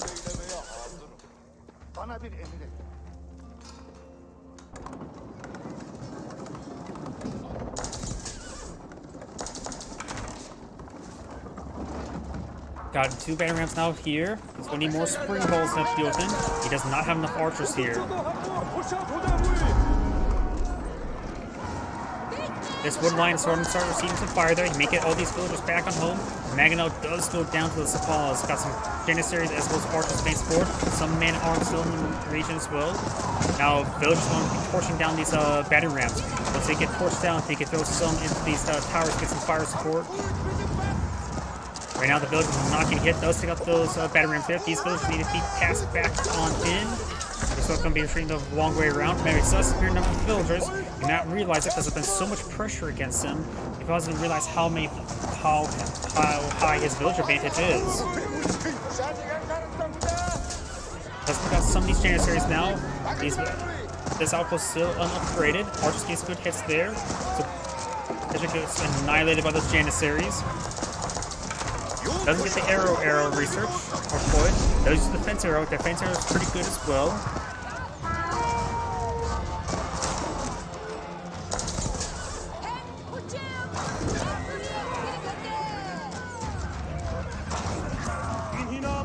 Good damage there. Some of these forces getting separated there. This is split formation. A lot of these forces still booted from that Mangonel shot we've noted earlier. Now we got all the secret sites captured by Cyan. You have a Stepford out there trying to go for the skull deposit, but still this skull deposit over here. And playing out some towers next to it would be helpful for the Silver Tree eventually. More Janissaries being pulled on out.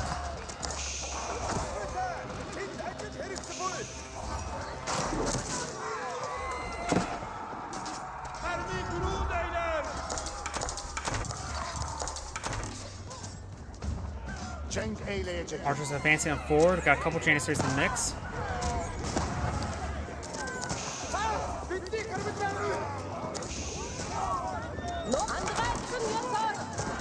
Lancers are now being pulled on the field. We got this Keswick charging forward. Gets a good strike there on the Sepal. More horsemen being pulled out as well.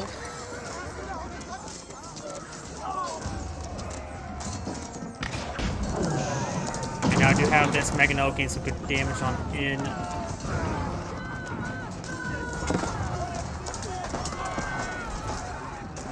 Battering ram now is seeing some damage. We got a line of fortified, not fortified, just regular palisade walls there. These villagers need to get out of this region. We do have this gold deposit. Oh, nope, separate out. That's the problem with the redeploy mechanic. It sucks. They're not aggressive enough in forcing units away from it. We got another Maganel deployed on the field. It's a good hit there. Red has deployed on another Maganel. Separate out has now been redeployed. Red has a good number of horsemen on the field, trying to counter these ranged units with the horsemen. And now the metric goes down as well.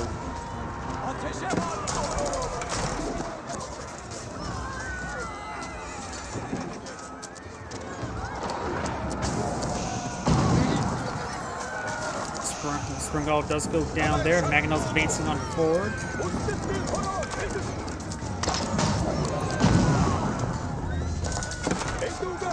Maganel does pack on up, trying to back on off. Got the arrow research being pulled on field. And it looks like Maganel will get overran by the Sepal.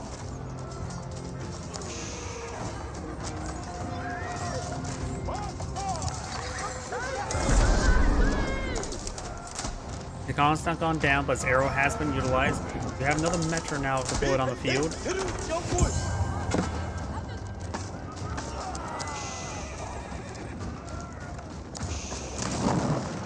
And that battering does go down to the horsemen. We got some man-at-arms here as well.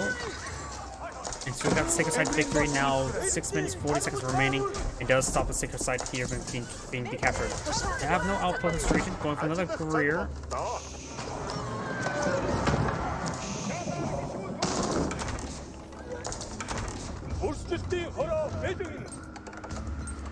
And this village not being harassed has been very important.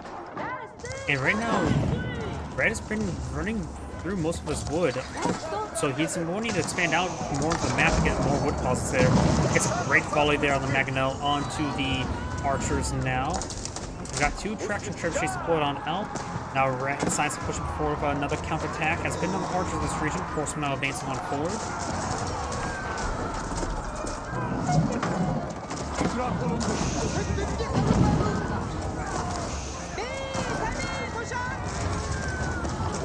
Nice to see a bit of fire there. We got the spearmen there, having trouble dealing with the man-at-arms now. He doesn't have any crossbowmen to deal with these man-at-arms. He does have some more horsemen out on the field. And now some of these man-at-arms are going to be whittled down by these archer force.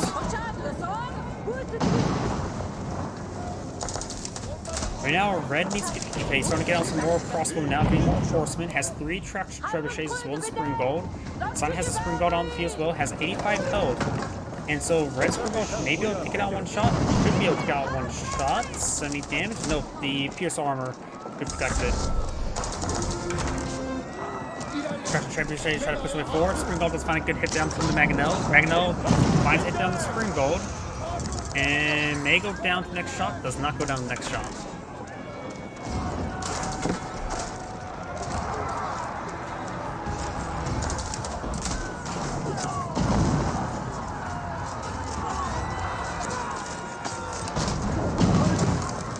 Springald does go down there. Horsemen trying to overrun the Maganel. And they do overrun the Maganel. A lot of Red's archers push on forward safely.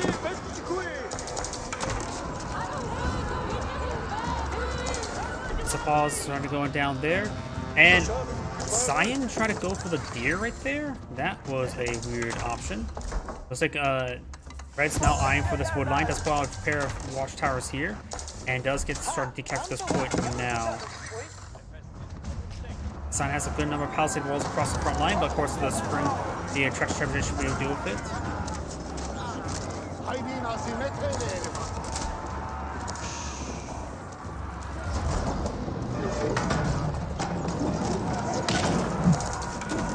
Spada's going down. Now the keep is receiving some fire.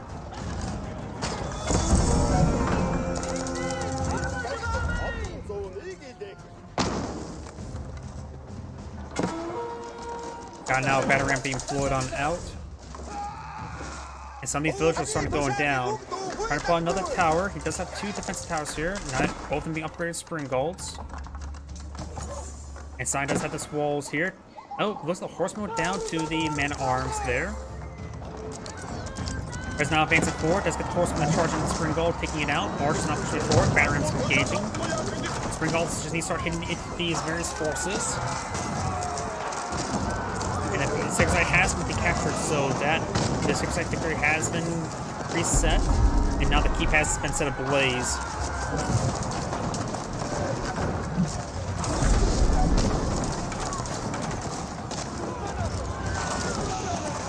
Taking out the Sign spring gold there, very nice.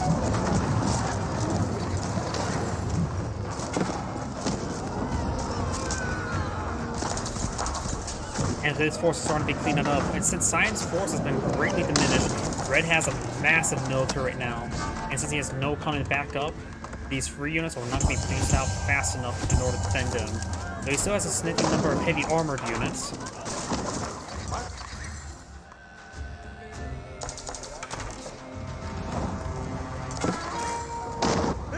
Some of these horsemen start charging forward, trying to deal with these various forces. We got counterweight trebuchet there. These horsemen could try charging down that. Red has a significant number of outposts here. Has enough room for 20 for the 27 villagers. And got multiple decapture these sector sites, reducing Sign's income even more.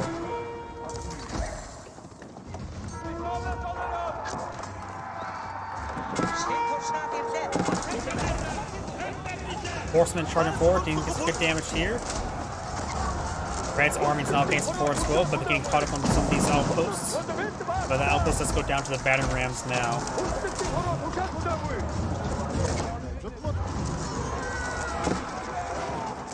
Red's horseman does go down. There's a large number of man-at-arms on the field. Keshiks wouldn't be half bad against them.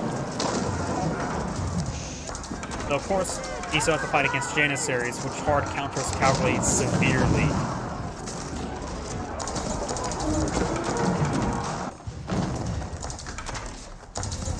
So now close to starting to go on down.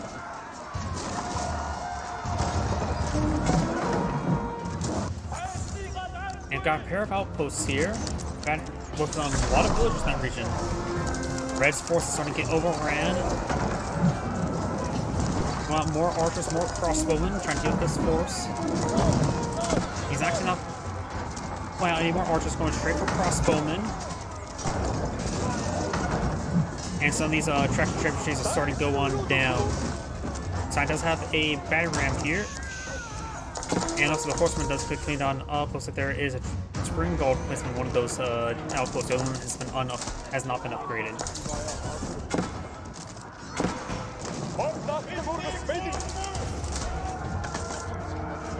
Okay, we're gonna start pushing way forward.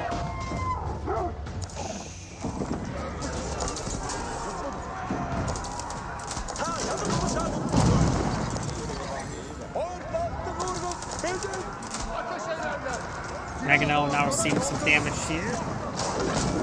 Does have that Mangonel as well. Good hit there on the Red's force. He does have the Venom Connier, the arrows now available as well.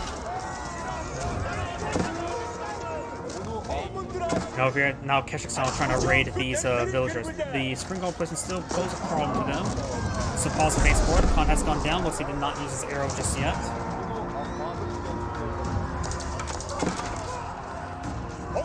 More forces being employed on out.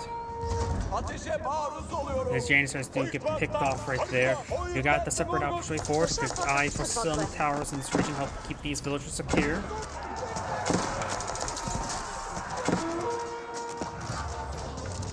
Forces starting to get cleaned on up.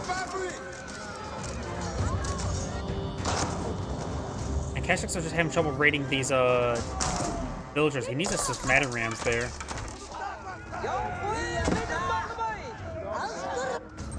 Going for a couple banner rams wouldn't hurt as well. It will help him poke some holes in these walls and perhaps get his trade up and going as well if he needs more gold. More counterweight trebuchets being pulled on the field.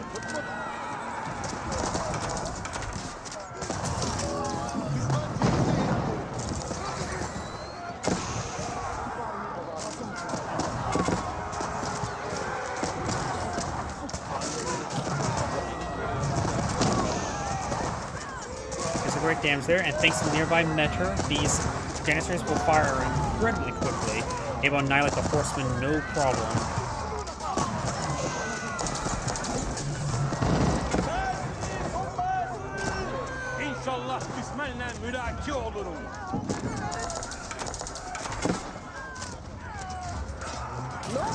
Boss getting some great damage there. Got these horsemen now going straight for the villagers. That can help put more favor in the Red's favor.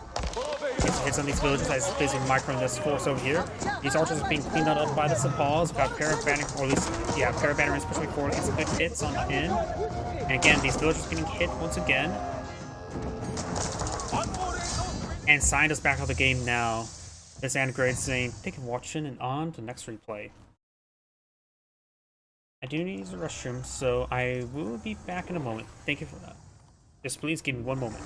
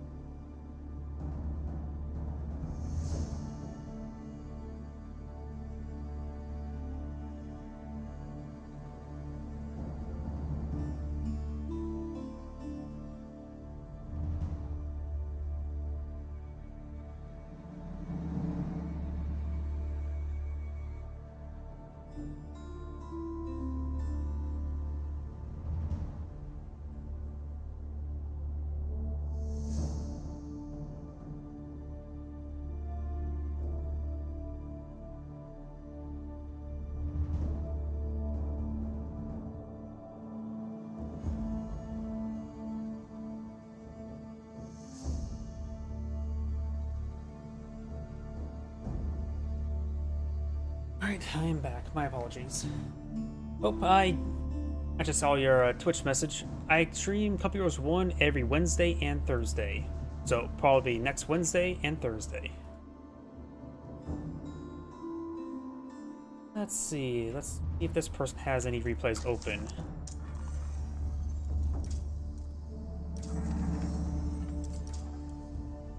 Hidden.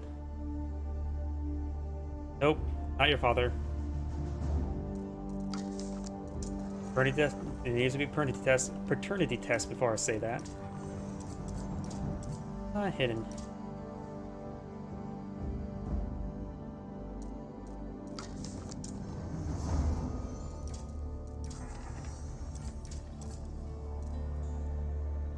Let's see, do got some replays here. 50 minutes, that should be good.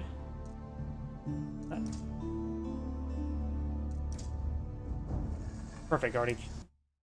The game just crashed? No. Great, game crashed.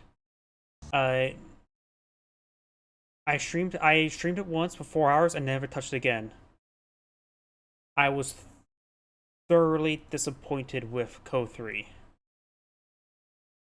It was primarily what did it for me was not only the handful of bugs, I had found a couple game-breaking bugs. The campaign was boring. The reuse assets were what really did it in for me. You may not realize it, but I'm one of the mod makers for Company Heroes 2. The fact I saw all these Company Heroes 2 icons constantly drilled away at me is like, the game is less polished than my own mods. I actually tried to go for a Steam refund, but since I played 4 hours, which passes the minimum threshold of amount of time played, which is 2 hours, I couldn't get a refund for it.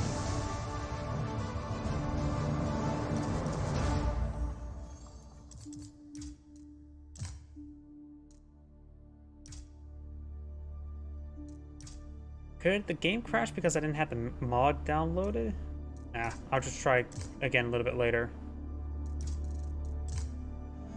probably what it was, because it still says I don't have it downloaded. Oh, there it goes.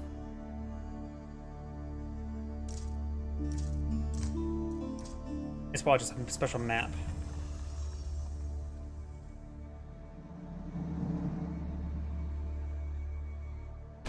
After all, the modding in Age of Empires 4 and Company, and apparently also similar to Company Heroes 3, you can only do very, very limited things with it.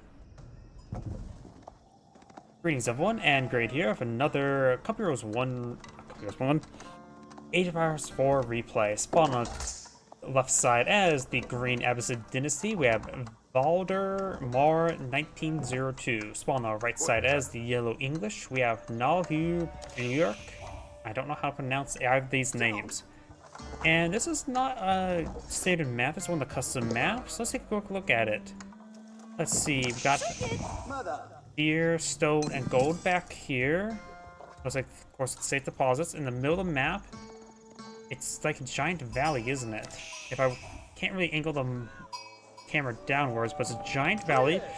There are 3 sacred sites. There's trade posts on the sides. We got both the boar apparently just randomly spawned on top.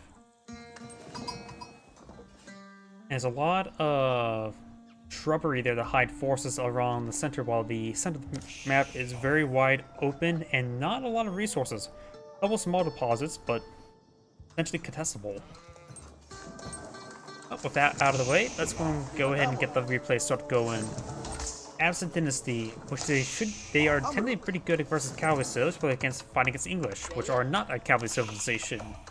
Their unique unit, the barracks unit, the Mosafadi. No, that's the Malian's unique melee one. The Golems. The Golems are anti-light specialists, but the English have good man-at-arms, especially if there is special research of Ironclad to get extra armor on their man-at-arms. I'm assuming man-at-arms play would be excellent for the English player. We've got the military wing now put on the field, getting 2 immediate spearmen and archers put on the field, and a small little force to play around with. We've got the longbowmen being put out by the council hall. We also got some spearmen being put out as well. Got a horseman on the build queue as well, wherever the stable may be at. There it is. Of course, the Kapla camels are anti-cavalry specialists, but of course this opponent doesn't have cavalry at the moment, barring a scout. Does get some free damage down that longbowman, very nice. Taking out these longbowmen like this is very, very important. And of course, this is also learned his opponent has gone for military wing, because that's a unusual force to have immediately. Now we do have the Golden Age Tier 1.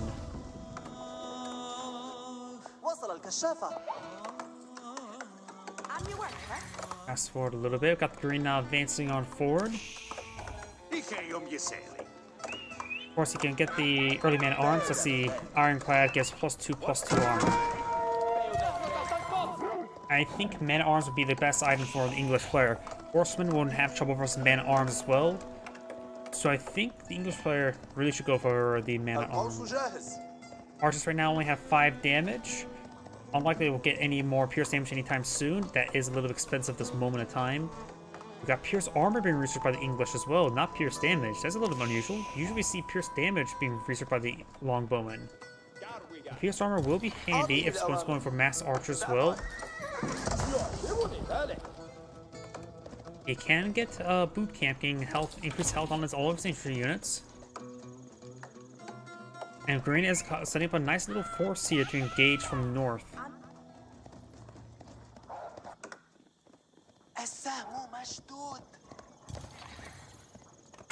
Yellow has a nice little force here. Hitting some of the reinforcements can be very nice. He has a couple of spearmen to defend the longbowmen. You could set up the longbowmen right here and put in some palings. Green's army looks like it's falling on back. Got a good number of horsemen here. Deploying out some random spearmen all across everywhere could be very reasonable. At least near, like, say, the gold or the stone mine. Now going for an early farm. Of course, the English's farm does get inherent gathering rate, 15, 20, 25, 30%. In comparison of, say, the Mongols' increased collection rate for his forces. Oh, good spear brace there. Does get a free horseman there. in comparison to Mongols investing in stone into economic research. That will give them additional 7.5 per research, so up to 22.5. So the increased mill influence along with the increased gold generation is superior to, say, Mongols' improved food collection. Some of these spearmen are going down. Has a good number of longbowmen, but he does not have enough spearmen. Horsemen starting to close on in. Trying to focus on the green archers now. Couple spearmen in the mix, but green has some spearmen as well. He'll focus on yellow spearmen. Longbowmen start stepping away. They do have pierce armor, not pierce damage, which I still find a little bit weird and definitely not a good idea at the moment. Some of these backline longbowmen could have got the palings up and going. And now this longbowman will get overran. The yellow's force will go down. He's getting more spearmen out as well as more longbowmen.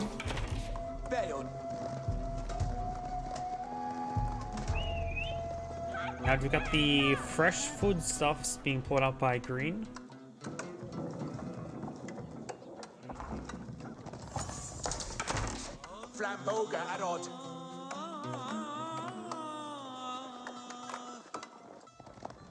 انتبهوا سأنفذ لنذهب هيا بنا Pharaoh John. Yes, sir. أنصتوا Green's now pushing forward with these horsemen now. شدوا أقواسكم أيها الرماة أيها الرماة تقدموا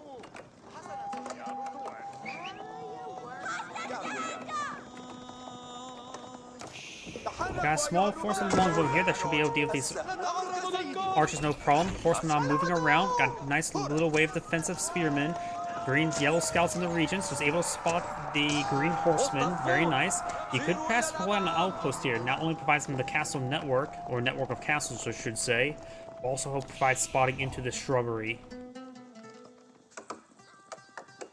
Now green has deployed out his additional town center there, collecting up all these deer. Yellow has not deployed out a second town center at the moment, and pretty far from it. He may be eyeing for the, what's it called, Council of Kings? No, King's Palace. Not Council of Kings. All these names sort of get blurred together for me.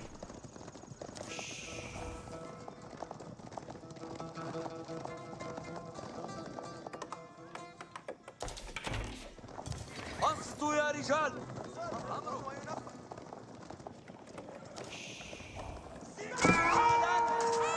Or Scout will see some fire there, which actually is good for yellow since it is, of course, has health regen. Does save a good volley there onto yellow spearmen as well.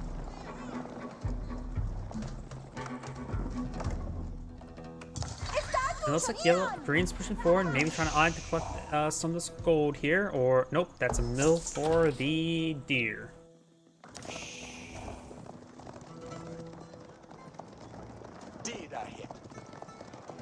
Looks like yellow does have some various technologies, pierce damage and pierce armor, and now getting out the double broad axe.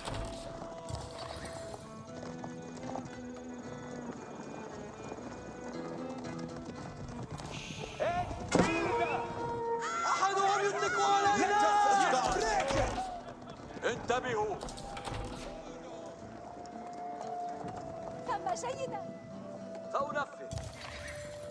Do now have some man-at-arms being put on the field, a very good number. I mentioned beforehand, I think man-at-arms would be a great item in this composition, and he is now getting out some. Does have a handful of spears as well, getting some spears to go along with the man-at-arms would be very handy indeed. And now these man-at-arms are making their advance. Of course, man-at-arms are not the fastest thing. Now trying to engage these horsemen, spearmen here. He may want to get palings up and going. Now he's going to be claps on in by these horsemen. He does not have palings up. In actuality, the horsemen are going straight for the man-at-arms. He's trying to get the man-at-arms first. He's worried about his front line here with the archers. I probably would have gone straight for the long bowmen. Those pose a massive threat. Yellow's front line throw somewhat holding thanks to man-at-arms durability. Longbowman getting some excellent damage on these forces. Focusing on these archers. A little bit overkilling them, however, but he's definitely focusing down. Still no palings deployed out there. And now the couple of man-at-arms are still in the front line. That was probably a big misplay there, not going for the long bowman. Greens now has 51 villagers versus 41 villagers. Now do got some hack armor and wheelbarrow now being researched by the English player. And now over here do have the survival techniques and the wheelbarrow. And I increased with survival techniques a moment. Oof, he needs another mill over here. He's already collected this deer deposit, unless he really wants. He's going to eye for getting more. But overall, it's a little bit too late for survival techniques, though it is a relatively cheap upgrade. More man-at-arms being pulled on the field.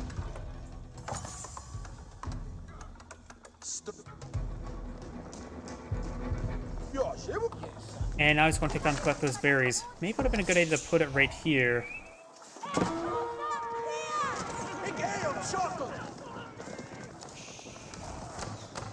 Let's see now. Looks like he's going for more horsemen, more archers. And still remain that composition. Longbow and man-at-arm is still a good composition. A couple spearmen won't hurt as well.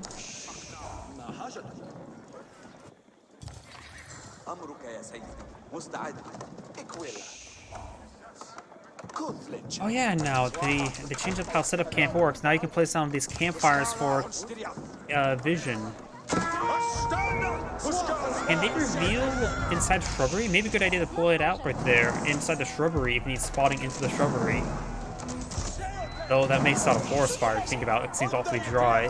Got a massive wave of horsemen here. Need palings up. He's not going for palings. I know it reduces the damage, but it does take a moment to set on up. And you can't fire while it's going up, but now the horsemen are collapsing on in. Man-at-arms are trying to hold the line. Longbow trying to hit these archers in the mix of it. Man-at-arms doing some good work, but they don't have bonus versus horsemen. He also has a handful of Longbow still lying. Man-at-arms are doing some great work. Many of these horsemen are going down, and there's still a significant number of man-at-arms still alive. Let's got another horseman there. Horseman now stream on in, trying to hit these longbowmen. Man-at-arms are rotating around, and Green may be eyeing for a counterattack, though it's not really a force you can counterattack with. And the man-at-arms still pose a massive threat. Oh! Battering ram. Very, very nice. We do now have siege engineers being pulled up. It has been pulled on out. Man-at-arms push way forward. Let's receive some damage there from the horseman. And right now he does have, of course, hack and melee armor at the moment. Longbowman and man-at-arms pushing forward. That's going to slice up some of these archers there, trying to focus on the longbowmen. Now here comes the battering ram to create a breach here. Or crack open the hard exterior in order to get the nice soft insides. Man-at-arms trying to hit these archers now. Looks like all the horsemen has gone down. They've got more man-at-arms charging forward, accepting these forces. Battering ram getting some hits over here. And the horsemen are going to engage it. Man-at-arms charging forward. It's just a blacksmith. Losing blacksmith's not a massive deal. Blacksmiths are relatively cheap. And it's currently not researching anything, so it won't deny any sort of research. And currently right now it's not throwing any fire. Not a whole lot of longbowmen here to support these man-at-arms either. Now I've got hack damage for the man-at-arms. And these archers are trying to go down as well. These man-at-arms are getting quite wounded. Still a significant number of them though, and they're being whittled down by these archers. The blacksmith will go down. Putting some holes in these housing could be very useful. Now it's trying to move around. Battering just needs to perhaps just move forward. And it looks like these man-at-arms did try to hit these villagers. One... Nope, that villager does get saved, looks like. And it's pushing forward, trying to engage these archers now. Got a good number of longbow in the back line as well.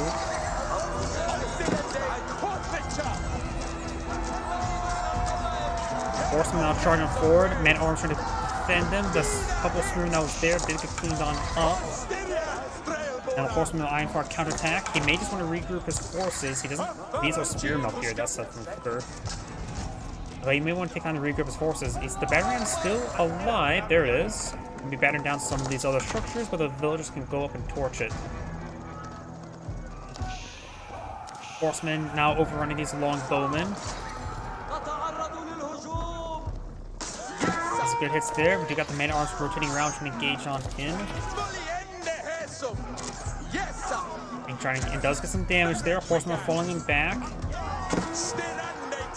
Green does have a superior number of villagers, moment 77 to 55. I think the battering has been destroyed. Yep, I don't see it up here anymore. Do you have an outpost over here?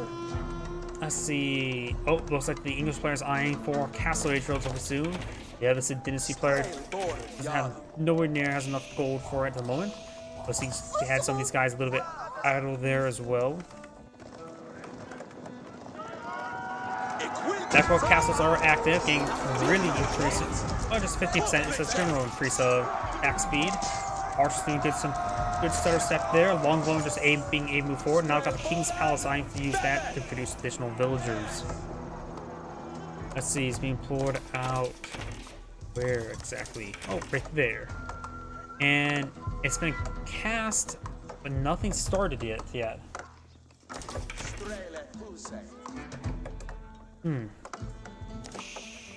He probably needs to get that building sooner rather than later, of course, so he can get ironclad as well as the standard man-at-arms upgrade, going from early to regular.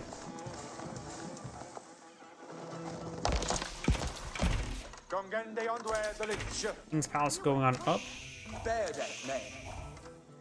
20% increased attack speed? I was hoping it was just 15%.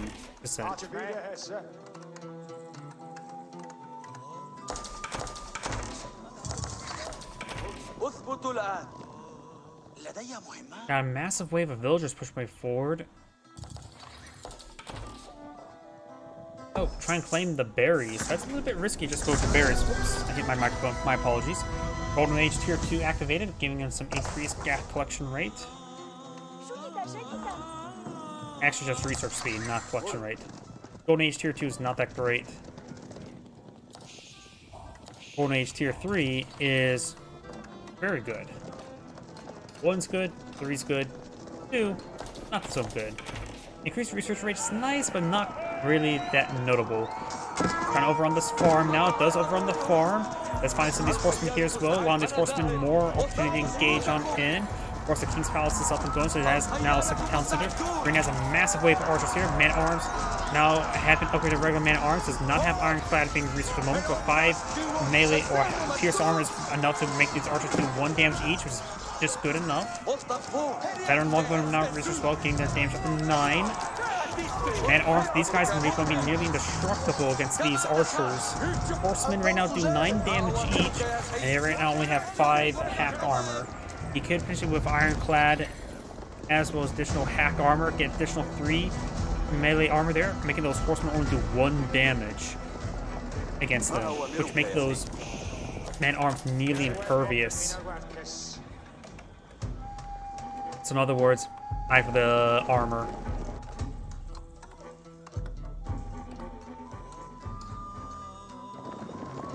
How expensive is ironclad? It's gotta be a bit expensive, isn't it? It's a reasonable amount at this point in time. It is an investment. Not a massive, not a minor investment.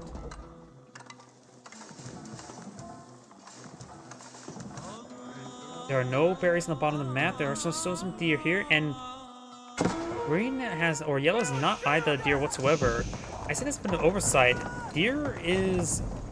I probably put a bit too much emphasis on deer, but deer provides a great resource. But berries, they provide a good amount of those fields do provide a good amount of food, but they just don't get collected all too quickly. After all, this berry patch was very, very large. It was 1, 2, 3, 4, 5, 6, 7. 7 times 250, or technically 350 since it is the Abbasid dynasty. Is 2450, because my math is incorrect. I suppose a deer right now, which each one has 350 as well, and also 7 there. So this is actually equivalent to this, but gets gathered up 50% faster? No, 25% faster. Deer collection rate is what, 0.8? Berries is 0.66. Considerably faster, to say the least. Scout does all that stuff. Knights are now deployed on the field. Would be very effective versus these horsemen, and resist a lot of damage from these archers. They do have 5 pierce armor, so they'll sustain 1 damage per arrow.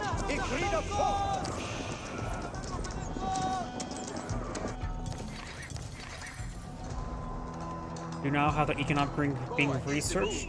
He's being a bit defensive. Does have less villagers. Oh crap. That is a lot of potentially dead villagers there. The long one getting some great damage there. He does not have additional pierce damage just yet. He may want to go for more pierce damage. It really pay out in the long run for his long bows. With economic wing research, you will have access to agriculture, improving the villager gathering rate by farms by plus 15%, which will make it similar to the natural farming bonus over here, but this does improve per age. And right now it's in castle age, so it's 10% less.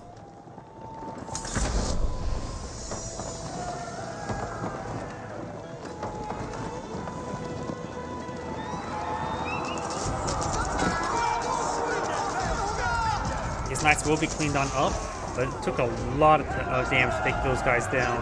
Do not have the composite bows, increasing attack speed of these archers. Very nice. Pierce armor, pierce damage. Does he has double blacksmith on the field and going for forestry. And he's got his veteran archer research as well. That is very important. He's actually at pop cap, and there's a veteran archer research. He needs to get more population space. No, he doesn't. He needs to find. There you go. Finds the archer range for the veteran archer. Gets it canceled. Yellow has a significant smaller force of his opponent. Not too significant, 87 to 65.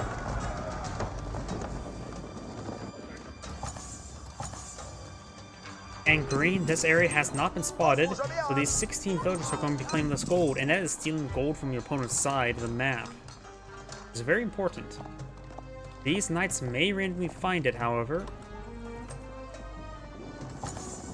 Now I do have the veteran horseman research. We've got a Mangonel deployed on the field, and now green's eyeing for a massive force here.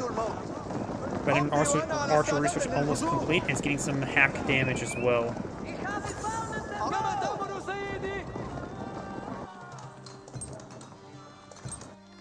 Hack damage has been researched. These knights will spot the outposts, and these horsemen are charging forward as well. Yellow has...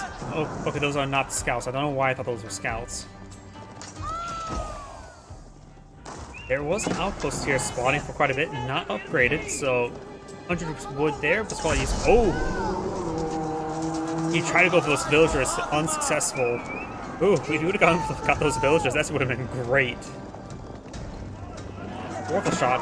Mangonel, straight forward, finds a massive volley there. Another Mangonel fires a shot there. Range wide, gets some damage there. Horsemen are gating horsemen. Horsemen trying to gauge the Mangonels now. Longbowmen trying to surround the Mangonels there, interrupting the pathing there. No palings protect them. And Mangonels now dancing around, trying to avoid any additional fire there, and does save the Mangonels, both of them. All the horsemen do go down. Man-at-arms still engaging. They have, these archers have 9 damage. These man-at-arms does have ironclads that have 8 pierce armor, which means these archers do 1 damage each, which is critical. Critically low damage. Horsemen pushing forward, getting some great damage in as well. They only have 5 pierce armor, but they do bonus damage versus the archers. Now got this force advance forward. He does have siege engineers, so he can pull out some forward battered rams with his man-at-arms and longbows. Rolls and miss there. Second sight not being captured on up, but no eyeing for the relic. Longbowmen are in a great position there. Got more barracks on the front line.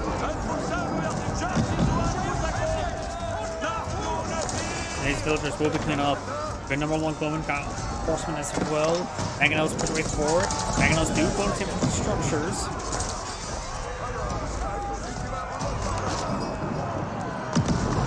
Right there onto those barracks. You could also push forward the Mangonels to the longbowman. The longbowman can pull out some palings to make sure they don't go down. At least not get overran.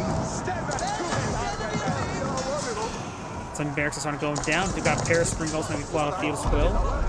The Absent Dynasty players can pull out stuff, more advanced siege weapons with their units. However, the most advanced ones you can pull out with an infantry unit is probably traction trebuchets for the Mongols.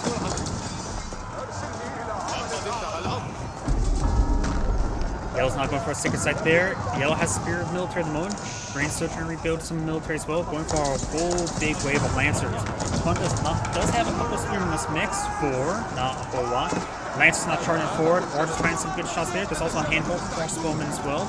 Not all of them are engaging. It's a bit of a nasty fight there. Yellow's just trying to engage. Lunggun getting some excellent damage across the line. Does lose one of the Mangonels there. Mangonel fires just one shot before going down. Gets a small hit there on the Archer force. And Yellow's force does soft retreats away. Not going to be pursued by these Lancers. A couple villagers idle over here. And now some of these Lancers are seeing lots of large amount of longbow fire. They currently do 10 damage each. The Lancers have 6 pierce armor. Trebuchet now being pulled afield. Has been pulled afield. Finds a shot down the gate. I think I have this flash him from the spring gold. I couldn't even think about that. Lancers are still alive, but sustaining massive amounts of fire there. We do got a keep here. Now we've got the network of citadels being researched, improving the attack speed by 20 to 40%, doubling their attack speed. Spring gold trying to hit these trebuchets. Trebuchets receive massive fire now. Longbowmen sort of get around, they're not hitting the knights. They could. There's not. Maybe good idea to get inside the castle. The keep does have, of course, more protection and does have inherently higher damage with the arrows, I believe. Yep, he does not get the keep there. I say this is an oversight. Archers advance forward. Got spring golds here. Longbowmen getting focused down. Horsemen charging forward, trying to deal with the spring golds. And these miners are falling back away from the stone mine.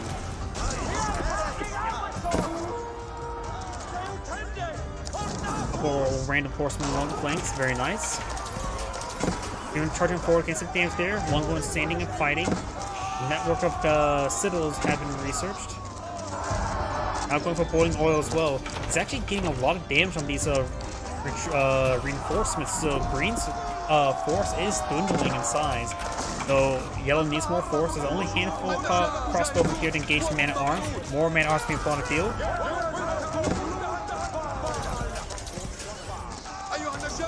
And now we got fresh Mangonel. This was going to do a great damage there. Spring Gold could engage, gets a great hit there on those forces. Spring Gold's pushing forward. Mangonel finds another follower there, gets great damage. And does pick up that Mangonel. English player's not going for survival techniques. The deer have not been claimed, and those Spring Golds have now been claimed. Green's force will be cleaned up. Got these forces being queued around these forces, but he needs time to regroup his forces. They'll be streaming one at a time. There's 3 knights and a lot of horsemen and man-at-arms. Lancers do get a good charge attack there. And now they keep now seeing some fire from this trebuchet. I heard a relic now being claimed. Yellow's force now trying to hit that counterweight trebuchet. Berkshire Castle not being put on field. That is a long-range keep.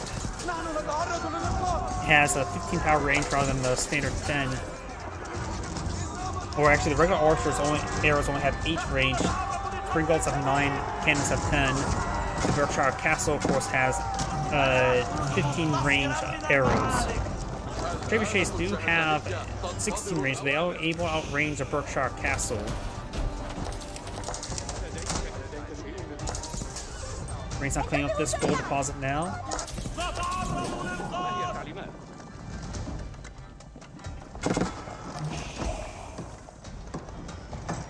Looks like Green's going for a couple spring golem placements somewhere. Not so sure where. Actually, over here, he has upgraded those outposts that were never cleaned up to fortified outposts with spring golds. Berkshire Castle is almost complete. That will allow him to get up to his Imperial Age as well. Fresh spring gold put out by the keep. The keeps, British keeps or English keeps do act as also as various production structures.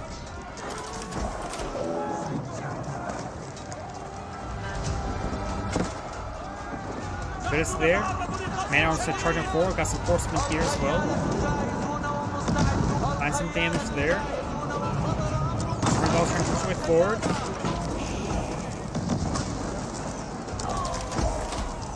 And the spring gold does go down to the camel rider.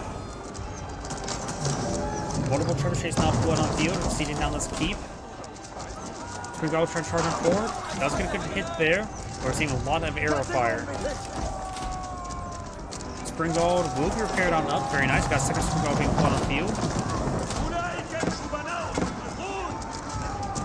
And now got a big wave of camels and knights trying to push them forward, trying to deal, or lancers trying to engage these Spring Guards. They are being successful, but they will receive a lot of fire from Berkshire Castle. Its bow damage is 16 at the moment. And the regular keep fire is only 14, so these arrows are inherently stronger as well. They had the fire effect there, so I think they're using have chemistry or the incendiary arrow to be able to research for it.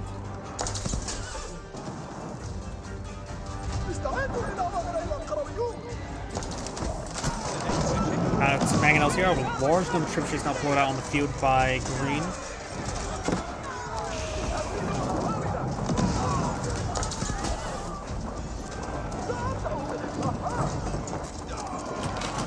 It's a great damage there. Berkshire Castle now under fire. It does have increased garrison space there.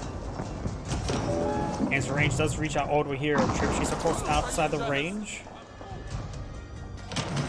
Got elite horsemen, elite spearmen, and the final axe upgrade. See here, the yellow player has received most of the economic text. Green still has some.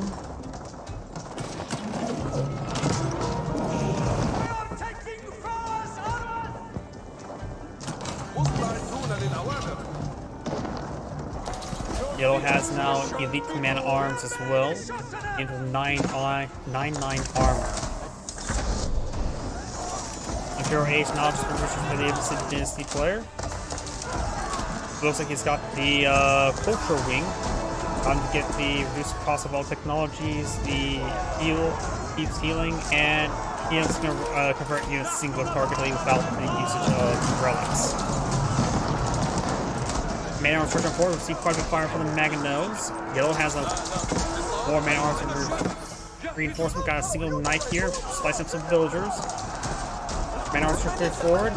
Veteran artists right now still do 9 damage. They need more damage to get any serious damage on the man at arms. There's a handful of crossbow here. One for the Tide Farm as well as the elite archer research.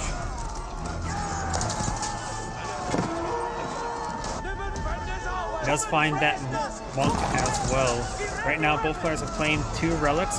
Green's have more villagers in this region. I'm not sure what they're doing. They're trying to claim this gold. Got a lot of palisade walls here. Plans to discharge forward there. Based on the man at arms by all these trebuchets. And more man at arms being put on the field. Green's right now's mass production is not exactly that fast, going for more horsemen as well as more crossbows. He may not have academies just yet. Where's the blacksmith? Here it is. Oh, he does have academy. Trying to work down this gate now. Get a great hit there with the Mangonels. And our first report got these longbow engagement also on this palisade gate as well as this outpost. And now it looks like Yellow's going for more pierce damage.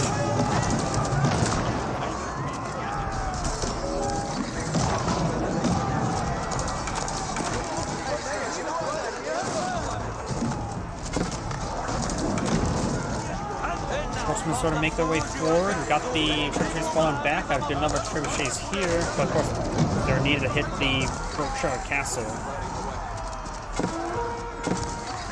Yellow slowly pushes his way forward here. Horsemen trying to overrun the Spring Guard, who's trying to hit some of these battered rams or hit the Mangonel. Spring Guard is still alive, but barely.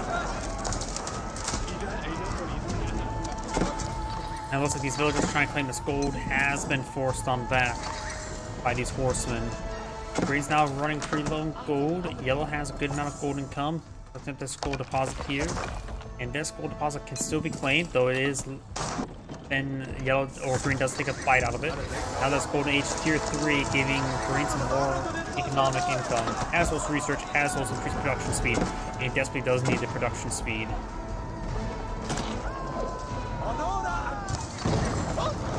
Keep does go down there. I think it may have canceled.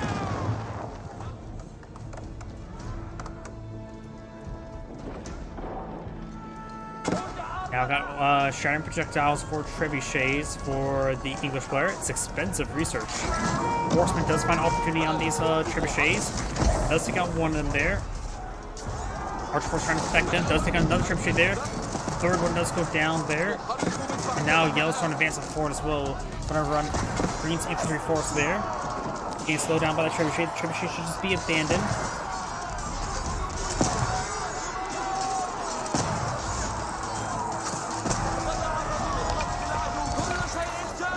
Berkshire's range is incredibly far. It's sometimes a bit misleading how far it is. And the trebuchet does go down as well. Green's not lying going for a defensive castle here. Green's horsemen are falling back.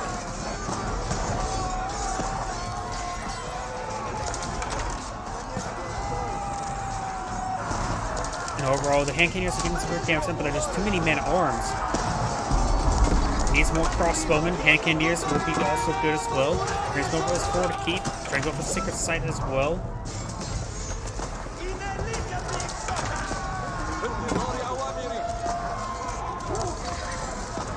He's now going for the increased health on his infantry forces, as well as preserve damage. Keep is still being built. There's a lot of villages. He's not going to stop the keep from being built. It all depends how many villages he's going to lose for it. Man-at-arms pushing forward. Spearmen trying to hit them as well. Now these villagers, a good chunk of them needs to get inside the keep. Does get inside the keep there. Now got a lot of extra arrows firing against his force, but he does have a lot of pierce armor on his force as well. The keep right now is doing 15 damage per arrow, or 13 damage per arrow. And these man-at-arms, they do have 10 pierce armor, so they sustain minimal damage even from the keep arrows.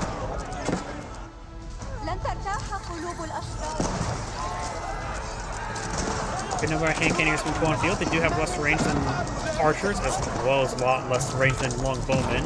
But they do provide some good fire support, primarily to hit those man-at-arms as well as horsemen.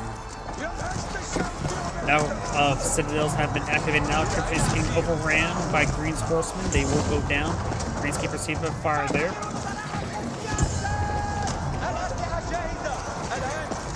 And this trebuchet looks like will go down. This Green range forces pushing forward against great damage there on these man-at-arms, but it's in the range of Berkshire Castle.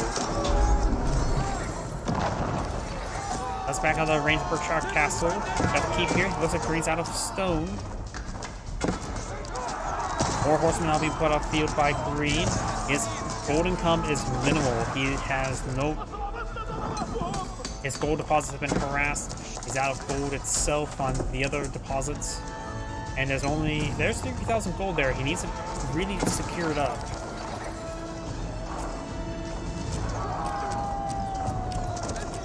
Archers, crossbowmen, hand cannoneers advance forward. Gets good hits there on these horsemen. Now I got these soldiers getting hit by these horsemen as well.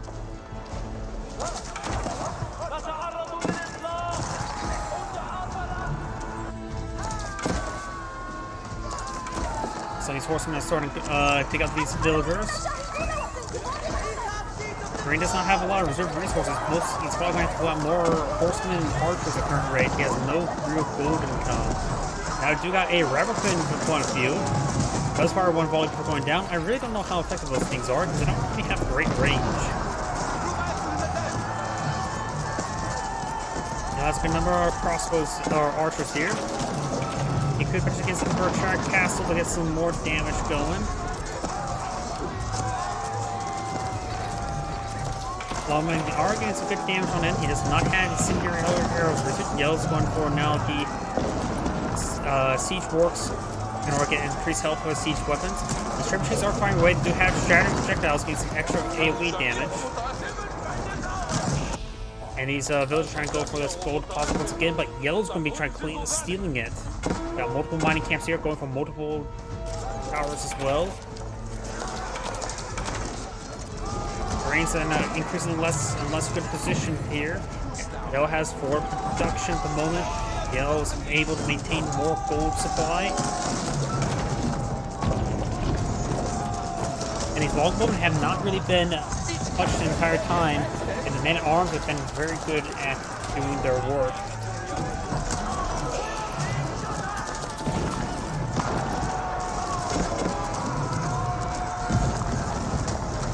D-pad will go down shortly. He does not really have enough stone to keep it repaired up, or the repair rate. Does take out the keep now. Yell's front line is basically non-existent, but he has still a significant amount of long movement here to fight excellent fire support.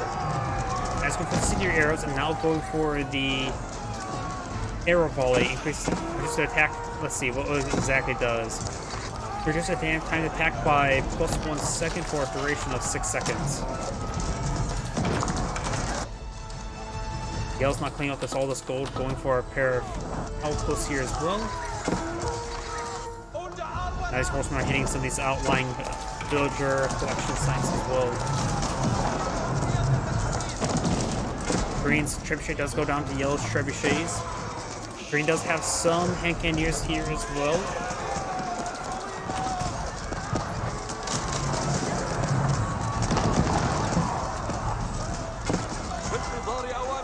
More horsemen being pushed forward. The incendiary arrow is almost complete for a yellow, giving a 20% damage increase.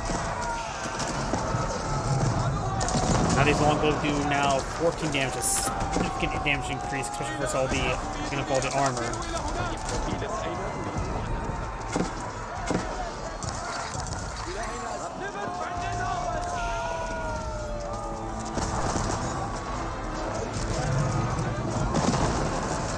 But it's there. Longbowman getting some rounds of that palisade gate as well. Reinforcements just being queued up right there. Horseman still raiding Green's area, trying to go for some outposts here. Green has some more horsemen as well as some lancers. Golden Tongue has not recovered yet. The mill has gone down now.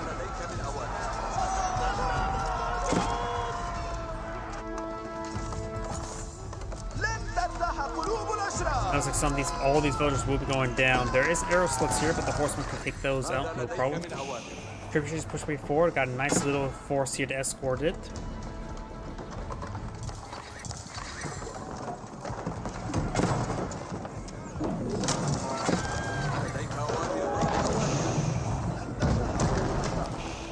Good damage on this infrastructure.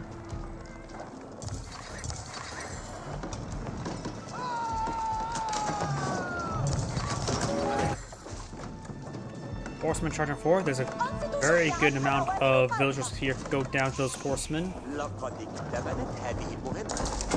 course, the more villagers he takes out, the more military Green can field. Villagers now trying to get into the keep there. There's 57 villagers in this region.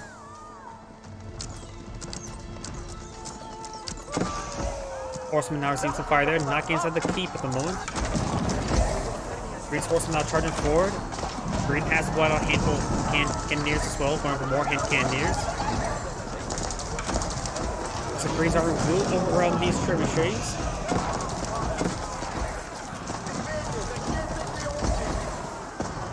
And Yellow's force is being overran. There's still some mana arms in this region, but the Mangonel is finding some good hits onto those mana arms. And plus he does have a good number of crossbows and hand cannoneers as well.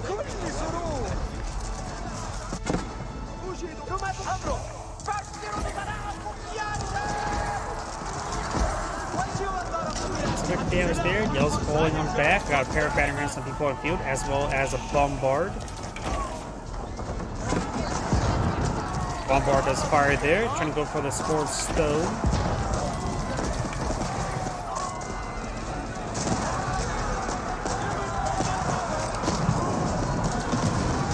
Cannoneers receives a good shot up there from Mangonel. Man arms are trying to charge up forward. Horsemen getting good flank down to the range unit, but it's simply just not enough of them. Yellow's banner rams just charging on forward, trying to get some more infrastructure damage done. Berkshire Castle is reaching all the way over here, providing some good damage support.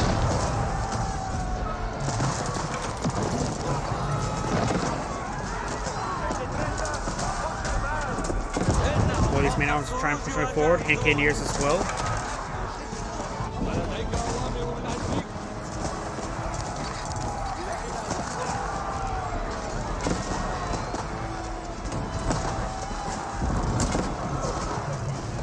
Cannoneers getting some great damage there. Looks like something went down there. Looks like the trebuchet is getting some counter attacks. trying to save the bombard there. Does have some man arms to stop them. Bombard does see some damage there. He does hit the bombard for going down. That's going to pick off some more of the infantry units. More of these forces are advancing forward, trying to overrun these forces. Crossbowmen and archers advancing forward as well.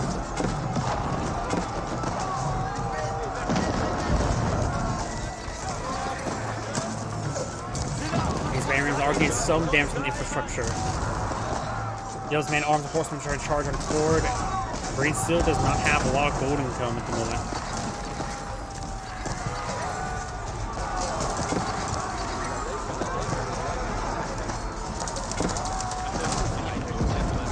Force starting to go on down. Got this force over here.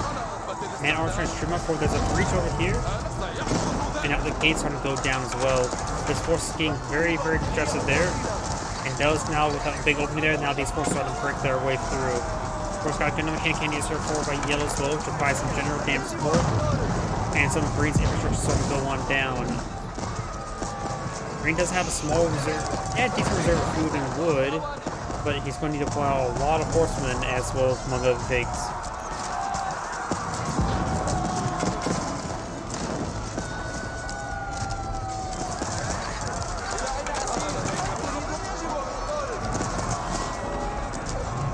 Returning forward, got the bombard advance forward, and some of this infrastructure started going down to siege units.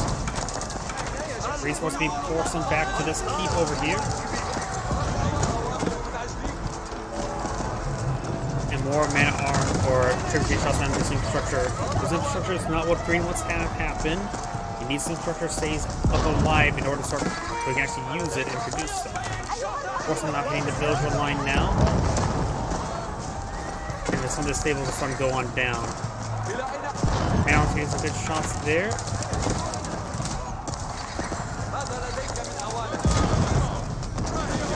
And some of this infrastructure is starting to go on down. Green still has 200 max population, so losing the housing won't do him as an overpop. Right now, the military force is 18 to 53. They're also pushing more and more of this force here. Villagers trying to go for these bombard towers, but a good number of them will go down. Green's down to losing a lot of villagers at the moment. And with that, I think it's going to be the end of the game.